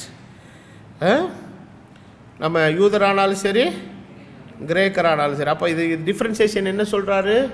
Weather you are a Jew or a Gentile. கிரேக்கன் என்பதை எதற்கு அடையாளமாக சொல்கிறாருங்க? புறஜாதிகளுக்கு அடையாளமாக இருக்கிறார்கள். அடுத்த வசனத்தில் என்ன எழுதப்பட்டிருக்கிறதுனா, நீங்கள் கிறிஸ்துவை உடையவர்களானால், நீங்கள் கிறிஸ்துவின் உடையவர்களானால், இஃப் யூ பி கிரைஸ்ட், கிரைஸ்ட்னு போட்டு அப்போஸ்ட்ரோஃபி எஸ்ன்னு போட்டிருக்குது. அப்போஸ்ட்ரோஃபி எஸ் போடாமல் இருந்தால் கிறிஸ்துக்கள்னு ஆகிடும், ப்ளூராலிட்டியில் வந்துடும். அப்போது இன்னாருடைய, அன்னாருடைய, அவர்களுடைய, இவர்களுடையன்னா மேலே அப்போஸ்ட்ரோஃபி போட்டு பக்கத்தில் என்ன போடணும்? எஸ்ஸு போடணும்.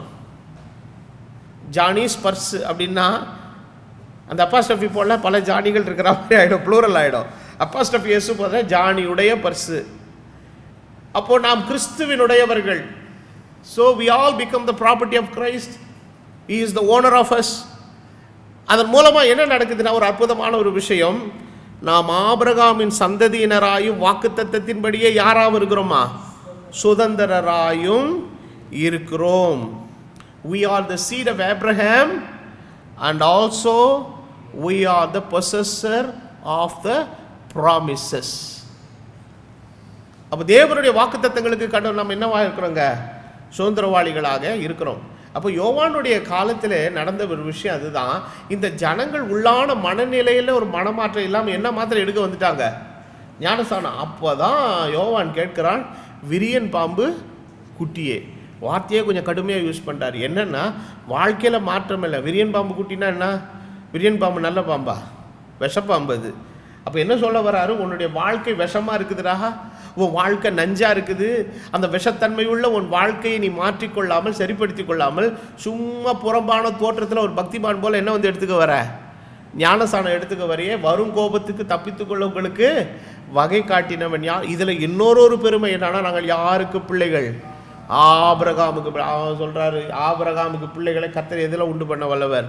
இந்த கல்லுகளில் அப்போ பிள்ளைகளை உண்டு பண்ண வல்லவராக இருக்கிறார். அப்போ உண்மையாகவே நாம் ஆபிரகாமின் பிள்ளைகளாக எப்போ மாறணும் தெரியுங்களா? கிறிஸ்துவை தரித்து கொண்டு நம்முடைய சுயத்தை அழித்து கிறிஸ்துவுக்குள்ளாக நாம் சென்று நம்முடைய சுயத்தையும் நம்முடைய சுயநலத்தையும் அழித்து தேவனுடைய சித்தத்துக்கு தான் என்னை நான் ஒப்பு கொடுத்து வாழ்வேன் என்கிற அந்த பூரண அர்ப்பணிப்புக்குள்ள, அந்த டோட்டல் கமிட்மெண்ட் அண்ட் கவனன்ட்டுக்குள்ளே வரோம் பாருங்க. இந்த அனுபவத்துக்குள்ளே வர்றவங்களுக்கு தான் எது சரியப்படுங்க? ஞானஸ்நானம் சரிபடும். அவர்கள் தான் ஆபிரகாமின் சந்ததியினராயும் தேவனுடைய வாக்குத்தத்தங்களுக்கு என்னவாக இருக்கிறாங்க? சுதந்திரராயும் இருக்கிறார்கள். இன்னும் பேதுரு, அப்போஸ்தலனாகிய பேதுரு ஒரு அருமையான வசனத்தை சொல்லுகிறார். தயவு கூர்ந்து அந்த வசனத்தை வாசிப்போம். 1 பேதுரு 3வது அதிகாரம் 20-21. 1 பேதுரு 3வது அதிகாரம் 20-21. அப்போ என்ன சொல்கிறாருன்னா, இதில் நோவாவினுடைய காலத்தினுடைய சம்பவத்தை அவர் இங்கே கொஞ்சம் ஹைலைட் பண்ணி சொல்கிறார். என்ன சொல்கிறாருன்னா, அந்த ஆவிகள் பூர்வத்திலே நோவா பேழை ஆயத்தம் பண்ண நாட்களிலே தேவன் நீடிய பொறுமையோடு காத்திருந்த போது கீழ்ப்படியாமல் போனவைகள். அந்த பேழையிலே சிலராகிய 8 பேர் மாத்திரம் என்ன செய்யப்பட்டார்கள்? காக்கப்பட்டார்கள். அதற்கு ஒப்பனையாக ஞானஸ்நானமானது. ஒப்பனையாகனா என்ன? அதை அந்த பேட்டர்ன் படி, அந்த மாடல் படி, அந்த எடுத்துக்காட்டின்படி என்ன சொல்கிறாரு? ஞானஸ்நானம் என்பது என்னன்னா, மாம்ச அழுக்கை நீக்குதலாயிராமல். இப்போது ஒரு சில மத வழிபாட்டில் கூட பார்த்தீங்கன்னா, அந்த இதில் போய் பாவம் போக என்ன பண்ணுறாங்களா?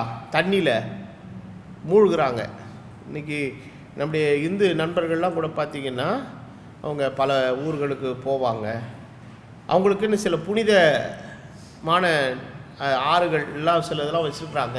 அங்கே போய் என்ன செய்கிறாங்க, மூழ்கி எந்திரிக்கிறாங்க. அதனுடைய அர்த்தம் என்னன்னா, இதில் மூழ்கி எந்திரிச்சா எது போதா, என்னுடைய பாவம் ஒழிகிறது அப்படின்னு நினைக்கிறாங்க. அது அவருடைய நம்பிக்கை. ஆனால் இங்கே பைபிள் என்ன சொல்லுகிறது, ஒப்படையான ஞானஸ்தானமானது இது மாம்ச அழுக்க என்ன செய்யாது, நீக்க. மாம்ச அழுக்க நீக்கணுன்னா பாத்ரூமில் போய் நல்லா தண்ணி ஊற்றி சோப்பு போட்டு குளித்தா போதும், மாம்ச அழுக்கு போயிடும். ஆனால் இது என்ன நடக்குதுன்னா, தேவனை பற்றும் நல்மனசாட்சியின் உடன்படிக்கை. என்னது? தேவனை பற்றும் நல்ல மனசாட்சி. அப்போ மனசாட்சி இருக்கிறவன் தான் உடன்படிக்கைக்குள்ள என்ன பண்ண முடியும், பிரவேசிக்க முடியும். அப்போ ஒரு மனுஷன், ஒரு கணவன் ஒரு மனைவியோடு, ஒரு மனைவி ஒரு கணவனோடு தன்னுடைய திருமண பந்தத்தில் இணைக்கப்படும் போது கேள்வி கேட்குறாங்க. என்ன கேட்குறாங்க கேள்வி? நீ உண்மையாக இருப்பியா? வாழ்விலும் தாழ்விலும் சுகத்திலும் துக்கத்திலும் மரணம் நம்மை பிரிக்கும் வரை நீ இருப்பியா? நீ இவளை காப்பாற்றுவியா? இவளுக்கு வேண்டிய எல்லாம் கொடுப்பியா? அங்கே ஊன் தலையாட்டுவான், அடுத்த நாள்லேருந்து சோறு போட மாட்டான். இந்த பொம்பளை கேட்பாங்க, நீ புருஷனை கவனிப்பியா, நேசிப்பியா அப்படின்னா அது அன்னையோடு சரி, பதில் கொடுக்குறதோடு சரி. அதுக்கப்புறம் ஏம்மா கொஞ்சம் பசிக்குது, சாப்பாடு ஒரு கிச்சனில் போய் போட்டு சாப்பிட்டுக்கோயா அப்படிங்கும், கவனிக்காது அது. அப்போ பாருங்கள், இது எப்போ இந்த உடன்படிக்கை சும்மா வார்த்தையில் பேசுகிறதில்ல. அந்த உடன்படிக்கை ஒரு மனுஷன் கரெக்டாக மெயின்டைன் பண்ணுனா எது தேவையா? கான்ஷியஸ்னஸ், சுத்த மனசாட்சி தேவை. மனசாட்சி ஒருத்தர் இழந்துட்டானா எங்கே வேணால் தப்பு பண்ணலாம், எங்கே வேணாலும் என்ன செய்யலாம், அந்த உடன்படிக்கையை மீறலாம். இன்றைக்கி ஏன் நிறைய இடங்களில் பார்த்தீங்கன்னா இந்த விபரீதமான வேசித்தனத்தின் கொலைகள், வேசித்தனத்தினால் வர்ற காரியங்கள், கொலைகள், அதில் பார்த்தீங்கன்னா நிறைய இடத்துல நீங்கள் பார்த்தீங்கன்னா இந்த புருஷன்மாருக்கு சில தவறான தொடர்புகள், அந்த பெண்களுக்கு சில சேரங்கள் என்னதுங்க, தவறான தொடர்புகள். இன்றைக்கி அந்த தொடர்புகள் எல்லாம் மாறுறதுக்கு அவங்க பெற்ற குழந்தைகளே தடையாக இருந்தால் அந்த குழந்தைகளை கூட, பச்சை பிள்ளைகளை கூட என்ன பண்ணுறாங்க, கொலை பண்ணுற அளவுக்குலாம் அவங்க ரொம்ப துணிகரமாக என்ன செய்கிறாங்க, போகிறாங்க பாருங்கள். அப்போ இப்படிப்பட்ட ஒரு சூழ்நிலையின் மத்தியில் உண்மையான உடன்படிக்கைங்கிறது எதுனா எதுதான்? சுத்த மனசாட்சி.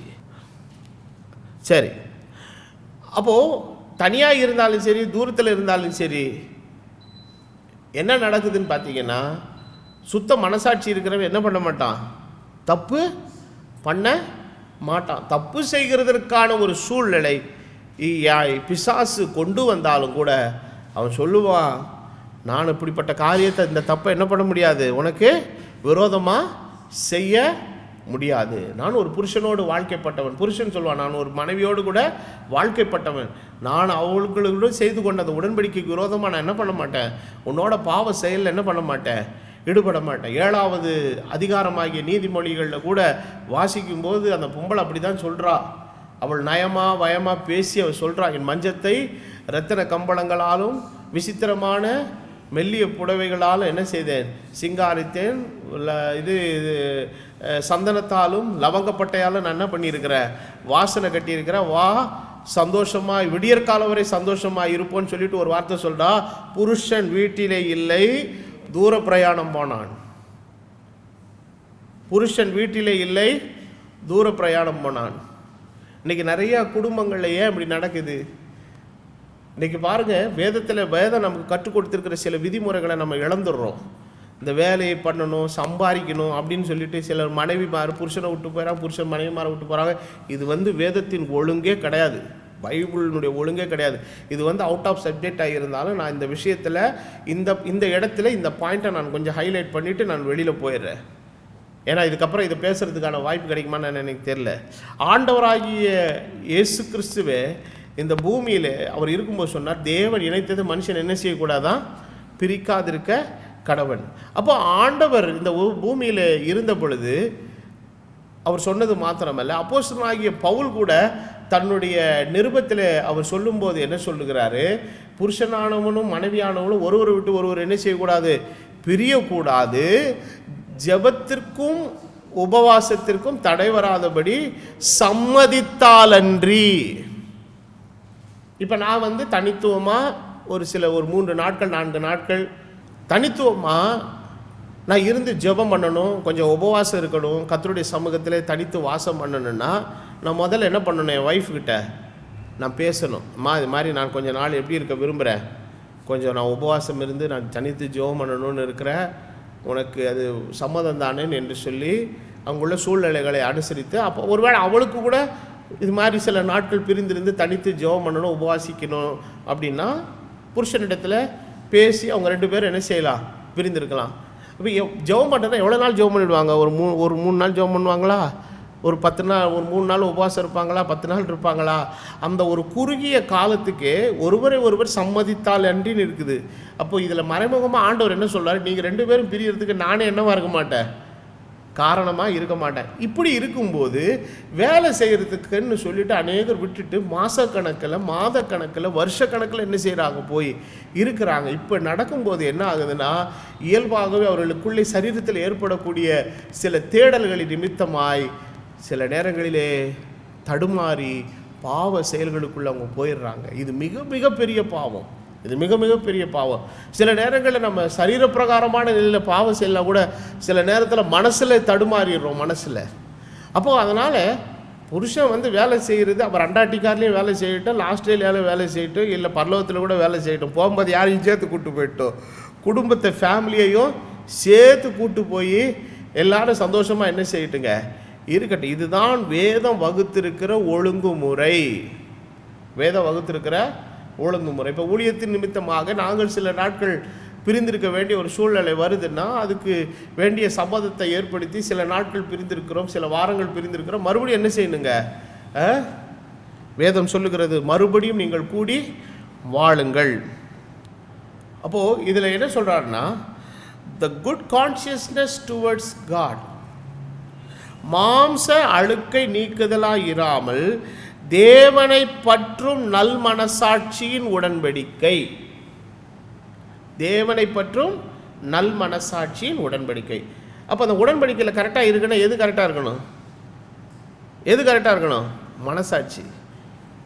சில நேரத்தில் சில துரோகம் பண்ணுவான், கேட்குறான், உனக்கெல்லாம் என்னவே கிடையாதா, மனசாட்சியே கிடையாதா? இன்றைக்கி சமீப காலங்களில் இந்த தொலைக்காட்சியிலெல்லாம் நம்ம பார்க்குற சில செய்திகள்லாம் பார்க்கும்போது இப்படிலாம் ஏன் இப்படிலாம் செய்கிறாங்க, இதெல்லாம் மனிதர்களாக மிருகங்கள் கூட அப்படிலாம் பண்ணாதுங்க. அதான் நான் அடிக்கடி சொல்வேன், சிலர் திட்டும்போது சொல்லுவான், நீலாம் மனுஷனா மிருகமா, மிருகன்னு சொல்லிடாத. மிருகன்னு சொன்னா கூட அது தப்பு.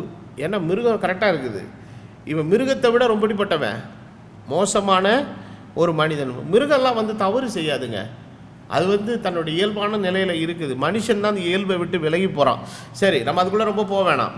அப்போ கிறிஸ்துவுக்குள் ஞானஸ்நானம் பண்ணுகிறோம், ஒரே சரீரத்துக்குள்ளாக இருக்கிறோம், கிறிஸ்துவை தரித்து கொண்டவர்களாக இருக்கிறோம், சுத்த மனசாட்சியின் உடன்படிக்கைக்குள்ளே இருப்பது, இதுதான் என்னதுங்க, உண்மையான ஞான ஸ்நானம். அப்போது ஞானஸ்நானம் எடுக்கும்போது யாரோட உடன்படிக்கை செய்கிறோம், கிறிஸ்துவுடனே கூட எடுக்கிற உடன்படிக்கை. கேள்வி கேட்குறாங்க இல்லையா, நீ ஒழுங்காக இருப்பியா, ஆண்டவருக்கு பயந்து நடப்பியா, கர்த்தருக்கு பிரியமாக வாழ்வியா, வசனத்தை கை கொண்டு நடப்பியா, இப்படிலாம் கேட்குறாங்கல்ல.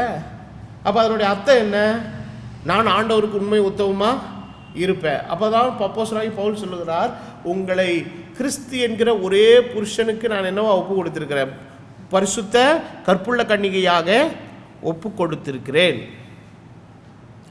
ஸோ இந்த ஒரு அனுபவத்தை பெற்றுக்கொண்ட ஒரு நிலைக்குள்ளே போகிற ஒரு அனுபவம் இருக்குது பாருங்கள், இதுதான் உண்மையான ஒரு ஞானஸ்நானத்தினுடைய ஆவிக்குரிய அர்த்தமாக இருக்கிறது. அப்போது இந்த நிலைக்குள்ளே ஒரு மனுஷன் போகிறதுக்கு முன்னால் இது எங்கே ஸ்டார்ட் ஆகுதுன்னு கேட்டிங்கன்னா, இது எந்த புள்ளியில் ஸ்டார்ட் ஆகுதுன்னு பார்த்தீங்கன்னா, விசுவாசத்தில் ஆரம்பிக்கிறது. வேதவசனம் என்ன சொல்லுகிறது, அப்போஸ்தலர் நடபடிகள் 16வது அதிகாரம் 31வது வசனத்திலிருந்து வாசிக்கும்போது, அதற்கு அவர்கள் கர்த்தராகிய இயேசு கிறிஸ்துவை விசுவாசி, அப்பொழுது நீயும் உன் வீட்டாரும் ரட்சிக்கப்படுவீர்கள். அப்போ ஆரம்பம் எதில் ஸ்டார்ட் ஆகுது, விசுவாசம்.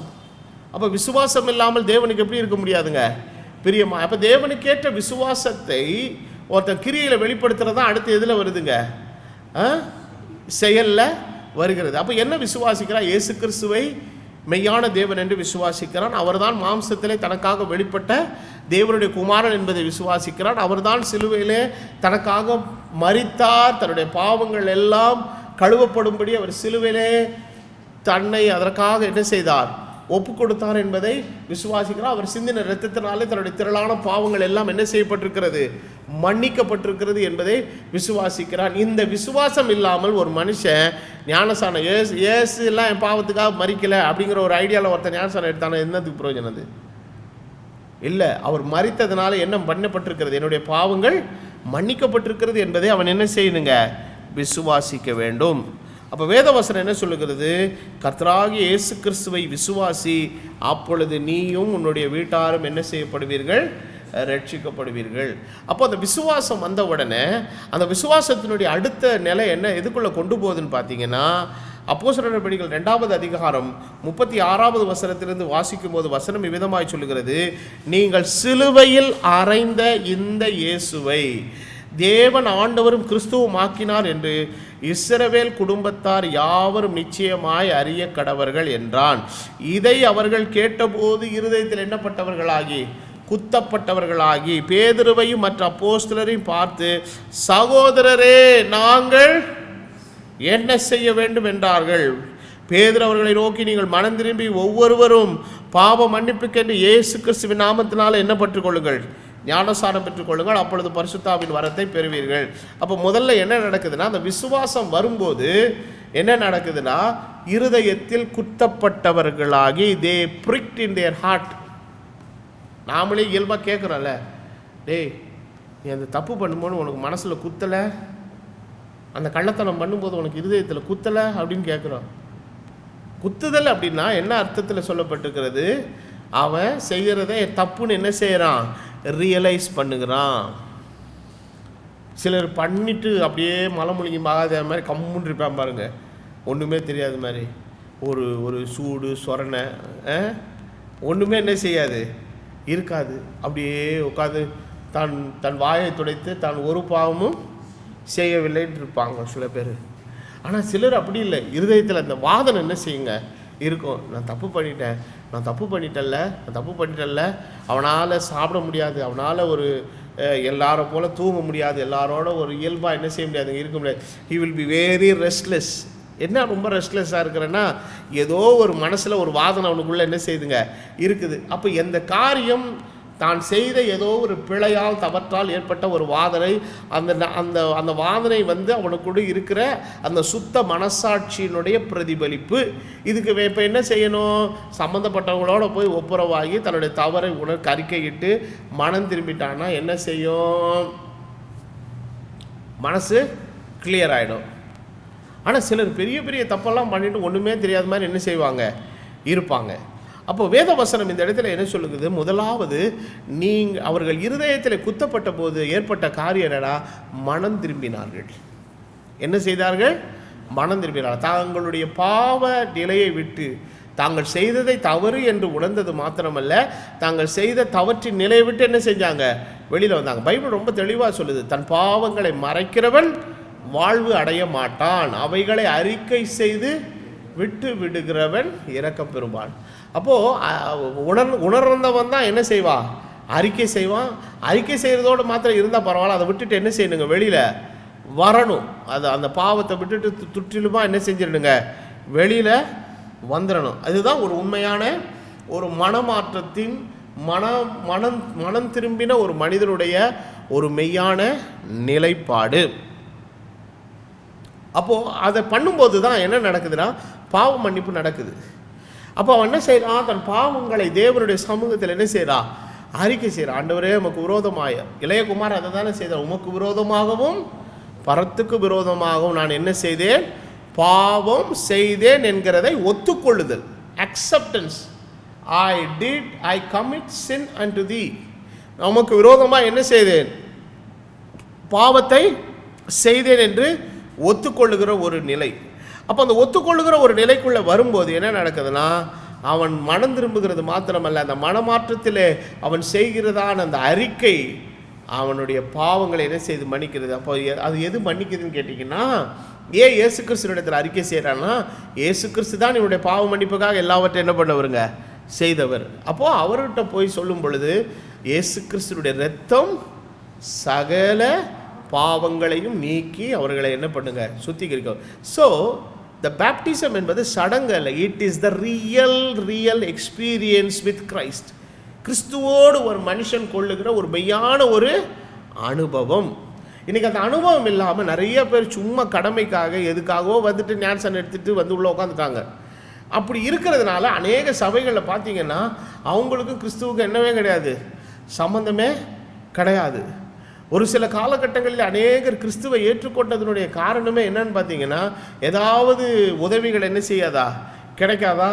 ஏன்னா அந்த நாட்களில் மிஷினரிகள் வந்தபோது அவர்கள் நிறைய சமூக சேவைகளை அவங்க பண்ணாங்க. அவங்க செய்த நிறைய சமூக சேவைகள் இருக்கிறது. அந்த சமூக சேவையோடு இணைச்சி அவங்க தேவனுடைய ஊழியத்தை செய்தாங்க. ஆனால் அவர்கள் பிரசங்கித்த இயேசு கிறிஸ்துவை ஏற்றுக்கொள்வதற்காக வந்தவர்கள் ஒரு கூட்டம் இருக்க, இன்னொரு கூட்டம் எதுக்காக வந்தாங்க? அவர்கள் தருகிற சில சலுகைகளுக்காக வந்தார்கள். அவங்க வெள்ளைக்காரங்க கிட்ட நம்ம போய் வெள்ளைக்காரன் சாமியை ஏற்றுக்கிட்டால் நமக்கு என்ன கொடுப்பாங்க? நல்ல பள்ளிக்கூட படிப்பு கிடைக்கும், கல்லூரி படிப்பு கிடைக்கும், நம்ம பிள்ளைகளுக்கு நல்ல எதிர்காலம் கிடைக்கும்னு சிலர் வந்தவங்களும் உண்டு, இல்லைன்னு நம்ம சொல்ல முடியாது. அப்படித்தான் உண்மையான மனமாற்றத்தோடு இயேசு கிறிஸ்துவை ஏற்றுக்கொண்ட ஒரு புறம் இருக்க, இன்னொரு நிலை, ஒரு கூட்டம் இந்த மாதிரி நிலைகளில் வந்தவங்க இருக்கிறாங்க. இன்றைக்கி அது மாதிரி ஒரு நிலையில் வர்றவங்களும் இருக்கிறாங்க. இன்றைக்கி ஒரு கிறிஸ்தவ சபைக்குள்ளே தன்னை ஒரு மெம்பராக அடையாளப்படுத்தி கொள்கிறத இன்றைக்கி ஒரு சிலர் எப்படி பார்க்க ஆரம்பிச்சிட்டாங்கன்னா, ஒரு சமூக பாதுகாப்பாக தனக்கு என்ன செய்து இருக்கும்.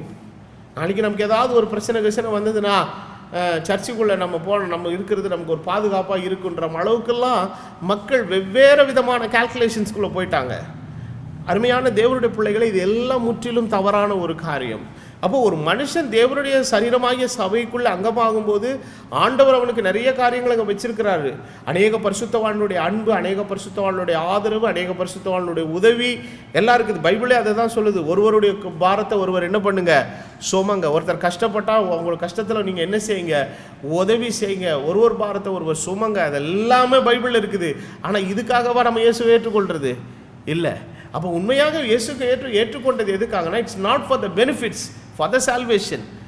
நமக்கு கிடைக்கிற சில சலுகைகளுக்காக அல்ல. கிறிஸ்துவை ஏற்றுக்கொண்டது எதற்காக? நம்முடைய ஆத்துமா ரட்சிக்கப்பட எங்கே போகணுங்க? பரலோகத்துக்கு போய் நித்திய ஜீவனை சுதந்திரித்து கொள்ள வேண்டும். அதற்கு அடிப்படை என்னன்னா, மனமாற்றமும் பாவ மன்னிப்பின் நிச்சயத்தை பெற்றுக்கொள்ளுகிற ஒரு நிலை. அது இயேசு கிறிஸ்துவினால் மாத்திரமே உண்டு. அப்போ இதை பெற்றுக்கொண்ட மனுஷன் அதை வெளிப்படையான அடையாளமாய் நிறைவேற்ற வேண்டிய ஒரு நேரம் வந்தபோது இவங்க கேட்குறாங்க, சகோதரரே நாங்கள் என்ன செய்ய வேண்டும்? சகோதரரே நாங்கள் என்ன செய்ய வேண்டும்? அப்போ பேதுரு அவங்களுக்கு என்ன வழிகாட்டுதலை கொடுத்தார்? அப்போ சபைக்கு அறிமுகப்படுத்தப்பட்ட ஞானசான முறைமை என்பது எது? வேதம் சொல்லுகிறது, இங்கே முதல்ல மனம் திரும்புங்க, பாவ மன்னிப்பை அடையும்படி, for the remission of sin. நான் உங்களுக்கு ஒரு ஞானசான முறைமையை நாங்கள் உங்களுக்கு அறிமுகப்படுத்துகிறோம். ஏன் அந்த ஞானசான முறைமையை அறிமுகப்படுத்துகிறாங்கன்னா, அந்த வசனத்தை கேட்ட யூதர்கள் எல்லாரும் ஏற்கனவே எந்த ஞானசானத்தை பார்த்தவங்க? யோவான் கொடுத்த மனம் திரும்பதில் ஞானசானத்தை பார்த்தவர்கள். அப்போ அந்த ஞானசானம் இல்லை, இப்போ புது ஞானசானத்தின் முறைமை சபைக்கு ஆண்டவர் கொடுத்துருக்கிறாரு. அது என்ன? நீங்கள் பாவ மன்னிப்பு கண்டு இயேசு கிறிஸ்துவின் நாமத்தினாலே என்ன பண்ணுங்கள், ஞானசானம் பெற்றுக்கொள்ளுங்கள். அப்பொழுது எதை பெறுவீர்கள்? பரிசுத்த ஆவி பெறுவீர்கள். அப்பொழுதுதான் வாக்குத்தத்தமானது உங்களுக்கும் உங்கள் பிள்ளைகளுக்கும் நம்முடைய தேவனாகிய கர்த்தர் வரவழைக்கும் தூரத்தில் உள்ள யாவருக்கும் உண்டாயிருக்கிறது என்று சொல்லி இன்னும் அநேக வார்த்தைகளால் சாட்சி கூறி மாறுபாடுள்ள இந்த சந்ததியை விட்டு விலகி உங்களை ரட்சித்து கொள்ளுங்கள் என்று புத்தி சொன்னான். அவருடைய வார்த்தையை சந்தோஷமாக ஏற்றுக்கொண்டவர்கள் அன்றைய தினம் ஏறக்குறைய 3000 பேர் என்ன பண்ணப்பட்டார்கள், சேர்த்து கொள்ளப்பட்டார்கள். அந்த நாள்லேருந்து ரட்சிக்கப்படுவர்களை கர்த்தர் என்ன பண்ணார்? அனுதினமும் சபையிலே சேர்த்து கொண்டு வந்தார். அப்போது சபையில் சேர்த்து கொண்டு வந்தார்னா என்ன அர்த்தம்? கிறிஸ்துவின் சரீரமாகிய சபைங்கிறது எங்கே இருக்குதுங்க? ஆல் ஓவர் த வேர்ல்டில் இருக்குது. அப்போ சில பேர் இந்த வசனத்தை எப்படி புரிஞ்சுக்கிறாங்க? ரட்சிக்கப்படுவர்களை கர்த்தர் அனுதினமும் சபையில் சேர்க்கிறாங்கன்னா இவங்க போகிற சபைக்குள்ளே சேர்க்குறான்னு நினச்சிட்டு டெய்லி யாருக்கா ஞானசானம் கொடுக்குன்னு நினைப்பாங்க. அது கிடையாது அர்த்தம். அப்படி ஒரு ஒரு ஒரு ஒரு மாதிரி தப்பான மிஸ் அண்டர்ஸ்டாண்டிங்கில் என்ன பண்ணுறது, யார் மனம் திரும்பாதவன், ரட்சிக்கப்படாதவன், மனமாற்றம் இல்லாதவனெல்லாம் இழுத்து பிடிச்சி வச்சு என்ன பண்ணிடுறது, ஞானஸ்நானத்தை கொடுத்து அனுதினமும் கர்த்தர் சபையில் என்ன பண்ணாருங்க, சேர்த்தார். சபையில் சேர்க்கறதுனா இந்த நீங்கள் நடத்துகிற 50 பேர் 100 பேர் எண்ணிக்கையுள்ள அந்த சபையில் அல்ல, ஆண்டவருடைய கிறிஸ்துவின் சரீரமாக இருக்கிற ஒட்டுமொத்த அந்த மகா பெரிய அந்த யூனிவர்சல் சர்ச்சுக்குள்ளே கர்த்தர் என்ன பண்ணுறாருங்க, ஒவ்வொருத்தரும் சேர்க்குறாரு. அப்போ ஞானஸ்நான ஆராதனை இன்றைக்கு நீங்கள் பார்த்தீங்கன்னா எங்கேயாவது ஒரு இடத்துல என்ன பண்ணிக்கிட்டே இருக்குங்க, நடந்துக்கிட்டே இருக்கும். இன்றைக்கி காலையில் கூட பாருங்கள், இன்றைக்கி எத்தனாம் தேதி, 7ஆம் தேதி ஜூன் மாதம் 2020 வருஷம். அப்போது ஜூன் 2020 Day 7. இன்றைக்கி ஏதோ உலகத்தில் ஏதாவது ஒரு தேசத்தில், பட்டணத்தில், ஊரில், கிராமத்தில் எங்கேயாவது ஒரு இடத்துல என்ன நடக்குங்க, ஞானஸ்நான ஆராதனை நடக்கும். யாராவது ஒருத்தர் எடுப்பாங்க. அப்போ இன்றைக்கி இந்த ஊரில் நடக்கும், இந்த தேசத்தில் நடக்கும், அங்கே நடக்கும், இங்கே நடக்கும், எங்கேயாவது ஒரு இடத்துல நடந்துக்கிட்டே இருக்கும். அப்போ என்ன பண்ணுறாரு கர்த்தர், அனுதினமும் சபையில் கர்த்தர் என்ன பண்ணிக்கிட்டே இருக்கிறாருங்க, ஆட்களை சேர்த்துக்கிட்டே இருக்கிறாரு. நான் என்ன சொல்லுகிறேன் என்று சொன்னால், இன்றைக்கி உலகத்தில் இருக்கக்கூடிய மக்கள் தொகை பிறப்பில் நீங்கள் பார்த்தீங்கன்னா எவ்ரி செகண்ட் வந்து ஒரு புதுசாக 3 குழந்தை என்னமோ பிறக்குதுன்னு ஒரு கணக்கீடு என்ன செய்கிறாங்க, சொல்கிறாங்க. எவ்ரி செகண்டு உலகத்தில் ஏதோ ஒரு இடத்துல என்ன செய்தான், ஒரு ஆவரேஜாக ஒரு 3 குழந்தை என்ன செய்தான் பிறக்கதான். அதுக்கு ஈக்குவலாக இறப்பு விகிதமும் என்ன செய்யுதுங்க, எங்கேயோ ஒருத்தர் இறந்துக்கிட்டே என்ன செய்கிறாங்க, இருக்கிறாங்க. அப்போது இப்படியும் கூட நம்ம சொல்லலாம், உலகத்தில் ஏதோ ஒரு இடத்துல அட்லீஸ்ட் ஒரு நிமிஷத்துக்கு ஒருக்காவது யாராவது ஒருத்தர் என்ன பண்ணிக்கிட்டே இருப்பாங்க, ரட்சிக்கப்பட்டு மனம் திரும்பி ஞானஸ்நானத்தை அடைஞ்சிட்டு இருப்பாங்க. நமக்கு தெரியாது. ஆனால் கர்த்தர் தமது மந்தைக்குள்ளே வர வேண்டிய கடைசி ஆடு வந்ததுக்கப்புறம் மந்தை அவர் என்ன பண்ணுவாருங்க, லாக் பண்ணிவிடுவார். கர்த்தர் மந்தையை தமது சமூகத்திலே அழைத்து கொண்டு போவார். அப்போது இதுதான் இன்ட்ரடியூஸ் பண்ணப்பட்ட சரியான ஞானஸ்நான முறைமை. This is the right way of baptism. அப்போ இந்த ரைட் வே ஆஃப் பேப்டிசம் இருந்துச்சு, இன்ட்ரடியூஸ் பண்ணப்பட்ட அறிமுகப்படுத்தப்பட்ட இந்த ஞானஸ்நானமானது சபை தோற்றுவிக்கப்பட்டு 320 வருஷம் இந்த ஞானஸ்நானம்தான் சபைக்குள்ளே பின்பற்றப்பட்ட ஒரு ஞானஸ்நானம். இந்த ஞானஸ்நானத்தை பற்றி தொடர்ந்து நீங்கள் படிச்சுட்டே போனீங்கன்னா அப்போஸ்தலர் நடவடிக்கைகள் 8ஆவது அதிகாரம் 12-13 வசனங்களை நீங்கள் வாசித்தீர்களானால், பிலிப்புவின் பிரசங்கத்தின் மூலமாய் சமாரியர்கள் ஞானஸ்நானம் பெறுறாங்க. 12-13 வாசித்தீங்கன்னா, தேவனுடைய ராஜ்யத்துக்கும் இயேசு கிறிஸ்துவினுடைய நாமத்துக்கும் ஏற்றவைகளை குறித்து பிலிப்பு பிரசங்கித்ததை அவர்கள் விசுவாசித்த போது புருஷரும் ஸ்திரீகளும் என்ன பெற்றார்கள், ஞானஸ்நானம் பெற்றார்கள். அப்பொழுது சீமோனும் விசுவாசித்து ஞானஸ்நானம் பெற்று கொண்டு அவனால் நடந்த அடையாளங்களையும் அற்புதங்களையும் கண்டு என்ன செய்தான், பிரமித்தான். சமாரியார் தேவ வசனத்தை ஏற்றுக்கொண்டதை எருசலேமில் உள்ள அப்போஸ்தலர்கள் கேள்விப்பட்டு பேதுருவையும் யோவானையும் அவர்களிடத்தில் அனுப்பினார்கள். பிலிப்பு ஞானஸ்நானம் கொடுத்துட்டு போயிட்டார். நல்லா கவனிங்க, பிலிப்பு என்ன பண்ணிட்டாரு, ஞானஸ்நானம் கொடுத்துட்டு அவர் கிளம்பிட்டார். இப்போ எங்கே போயிட்டாருன்னு பார்த்தீங்கன்னா, ஆவியானவர் வந்து அவரை மந்திரிக்கு காஸ்பல் சொல்ல கூப்பிட்டு போயிட்டார். அவர் போனதுக்கப்புறம் இந்த நியூஸ் எங்கே போகுது, ஜெருசலேமில் இருக்கிற சபையாருக்கு போகுது. இப்போ அவங்க என்ன பண்ணுறாங்கன்னா, எப்பா பிலிப்பு போய் பிரசங்கம் பண்ணி ஒரு கூட்டம் ஜனங்க சமாரியாவில் என்ன பண்ணாங்களா, இயேசு கிறிஸ்துவை ஏற்றுக்கொண்டு ஞானஸ்நானம் பெற்றவங்களா, அவங்கள போய் பார்க்கலான்னு சொல்லிட்டு அவங்க அங்கேருந்து வராங்க. அந்த நாட்களில் எவ்வளோ ஒரு கோஆர்டினேட்டடாக வேலை செஞ்சுருக்கிறாங்க பாருங்கள். ஒருத்தர் வராங்க, பிரசங்கம் பண்ணுறாங்க, ஞானஸ்நானத்தை கொடுக்குறாங்க. அப்புறம் போனதுக்கப்புறம் அவங்கள மேற்கொண்டு உபதேசத்தில் சரியாக வழி நடத்துறதுக்கு இன்னொரு ஆள் என்ன செய்கிறாங்க, வர்றாங்க. சிலருக்கு என்ன ஆசை, நானே குத்தி, நானே இது பண்ணி, நானே அரிசி ஆக்கி, நானே தின்னுட்டு நானே செத்து போயிடணும். அப்போஸ்தலனாகிய பவுல் சொல்கிறான், நான் நட்டேன், அப்போல்லோ நீர் பாய்ச்சினால், கர்த்தர் விளைய செய்தால் நடுகிறவனாலும் அல்ல, நீர் பாய்ச்சினால் விளைய செய்கிற தேவனாலே எல்லாம் ஆகும். நல்ல ஒரு அருமையான, they are very coordinated with each other. எல்லாரோடு ஒன்றிணைந்து ஒரு அருமையான ஆண்டவருடைய ஊழியத்தை அந்த நாட்களில் செய்திருக்கிறாங்க பாருங்கள். அப்போது இவங்க வந்துட்டு என்ன பண்ணுறாங்கன்னா, இவர்கள் வந்தபோது அவர்களில் ஒருவனும் பரிசுத்த ஆவியை பெறாமல் கர்த்தராகிய இயேசுவின் நாமத்தினாலே ஞானஸ்நானத்தை மாத்திரம் பெற்றவர்களாக கண்டு, ஞானஸ்நானம் மாத்திரம் எதில் எடுத்திருக்கிறாங்க, இயேசு கிறிஸ்து நாமத்தில் எடுத்திருக்கிறாங்க. இன்னும் என்ன பெறலை, பரிசுத்த ஆவியை பெறவில்லை. அவர்கள்லாம் யார், பேதுருவும் யோவானும் பரிசுத்தாவியை பெற்றுக்கொள்ளும்படி அவர்களுக்காக ஜெபம் பண்ணி அவர்கள் மேலே கைகளை வைத்தார்கள். அப்பொழுது அவர்கள் என்ன பெற்றுக்கொண்டார்கள்? பரிசுத்தாவியை பெற்றுக்கொண்டார்கள். இது செகண்ட். இது ரெண்டாவது. இது முடிச்சுட்டு, இந்த வேலையை முடிச்சுட்டு பிலிப்பு இப்போ எங்கே போயிட்டாருன்னா, அதே 8வது அதிகாரம் 36வது வசனத்தில் வந்து பார்த்தீங்கன்னா, இவ்விதமாய் அவர்கள் வழிநடந்து போகையில் தண்ணீருள்ள ஒரு இடத்திற்கு வந்தார்கள். அப்பொழுது மந்திரி, இதோ தண்ணீர் இருக்கிறதே, நான் ஞானசானம் பெறுகிறதற்கு தடை என்ன என்று கேட்டான். காந்தகே அப்படின்னு ஒரு மந்திரி, ஒரு எத்தியோப்பியாவினுடைய ராஜஸ்திரிக்கு என்னவா இருக்கிறாங்க? மந்திரியாக இருக்கிறான். அவனை நான் நினைக்கிறேன் ரதத்துலலாம் போகிறான்னா கொஞ்சம் நல்ல ரிச் மேனாக இருப்பான்னு நினைக்கிறேன். ஆனால் அவனுக்கு எப்படி ஏசாயா புஸ்தகம் கிடச்சிச்சின்னு தெரில. கையில் படிச்சுட்டு போகிறான். படிச்சுட்டு போகும்போது ஆவியானவர் பிலிப்பை கொண்டு போய் கரெக்டாக லிங்க் பண்ணி விட்டார். ஆவியானவர் கொண்டு போகிறார். திடீர்னு வந்து பார்க்குறான், பிலிப்பு நிற்கிறாரு. இதெல்லாம் வந்து சில சமயத்தில் ஆண்டவர் சில காரியங்களை செய்கிறதெல்லாம் பார்த்தீங்கன்னா இயற்கைக்கு அப்பாற்பட்ட விஷயங்கள் பாருங்கள். அப்போது ஏறிக்கிறாரு. ஏறிட்டு கேட்குறாரு, என்ன படிச்சுட்டு போகிறீங்க? நான் வந்து ஏசாயா தீர்க்கதரிசனம் புக்கு படிச்சுட்டு போகிறேன். இப்போ இதில் என்ன எழுதியிருக்குது? பிலிப்பு யாரை பிரசங்கம் பண்ணா? பிலிப்பு புக்கு எழுதின ஏசாயா பற்றி பேசினாரா?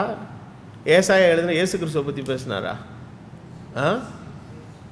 அப்போது தீர்க்கதரிசிகள் வருவார்கள். தீர்க்கதரிசிகளால் வார்த்தை கொடுக்கப்பட்டது. ஆனால் ஜனத்துக்கு வெளிப்படுத்த வேண்டியது தீர்க்கதரிசிகளை அல்ல, தீர்க்கதரிசிகளின் மூலமாய் உரைக்கப்பட்ட கர்த்தராகிய இயேசு கிறிஸ்துவை. ஆமென். அப்போது பிலிப்பு ஏறிட்டு, ஏசாயான்னு ஒரு தீர்க்கதரிசி இருந்தால் தெரியுமா? இஸ்ரவேலில் அவர் எவ்வளோ பெரியவர் தெரியுமா? அவர் ஒரு ஏசாயா சொன்ன புஸ்தகமே இத்தனை அதிகாரம் இருக்குது தெரியுமா? அப்படியாக்கு இப்படியாக்குன்னு அந்த பற்றி he was not digging the whole history of Isaiah. He is only talking about Jesus Christ. ஏசாயா 53வது அதிகாரத்தில் இயேசு கிறிஸ்துவினுடைய பாடுகளை குறித்து அற்புதமாய் ஏசாயா தீர்க்கதரிசி எழுதுகிறார். இந்த காரியங்களை எல்லாம் விளக்கி கொண்ட போது அவன் கர்த்தராகிய இயேசு கிறிஸ்துவை ஏற்றுக்கொண்டான். போகிற ட்ராவல்லே நடக்குது பாருங்கள். இதெல்லாம் ட்ராவல்லே நடக்குது பாருங்கள். அப்போ பாருங்கள், அந்த நாட்களில் கிறிஸ்துவை ஏற்றுக்கொள்கிற அந்த ஒரு எக்ஸ்பீரியன்ஸ் வந்து என்னவா இருந்ததுங்க? ஒரு பெரிய ஜெனுவைனாக இருந்தது. இன்றைக்கி யாராவது ஒருத்தர் வந்து ஐயா எனக்கு ஞானசானம் கொடுங்கன்னா முதல்ல நம்ம வந்து கவனிக்க வேண்டியதாக இருக்குது. இவன் உண்மையாக தான் கேட்குறானா? உண்மையிலே இவனுக்குள்ளே மாற்றம் இருக்குதா? உண்மையிலே இவன் என்ன பர்பஸுக்காக கேட்குறான்? இவனுடைய உள்நோக்கம் வேறு ஏதாவது இருக்குதா? இங்கே சர்ச்சுக்குள்ளே வந்து உட்காந்துக்கிட்டு வேறு ஏதாவது அஜெண்டாவோட வரானா? எல்லாத்தையுமே நம்ம யோசிக்க வேண்டியது இருக்குது. அப்போது பாருங்கள், பிலிப்பு இப்படி இருக்கிறான். ஆனால் ஆண்டவருடைய வார்த்தையை சொன்னபோது ஏற்றுக்கொண்டான். அவன் போகும்போது இவன் தான் கேட்குறான், தண்ணீர் உள்ள ஒரு இடத்தை கேட்டுட்டு கேட்குறான், எனக்கு ஞானசானம் பெறறதுக்கு ஏதாவது தடை இருக்குதா? நீ முழு இருதயத்தோடு விசுவாசித்தால் என்ன இல்லை? தடை இல்லை. அப்பொழுது அவன் இயேசு கிறிஸ்துவை தேவனுடைய குமாரன் என்று நான் என்ன செய்கிறேன்?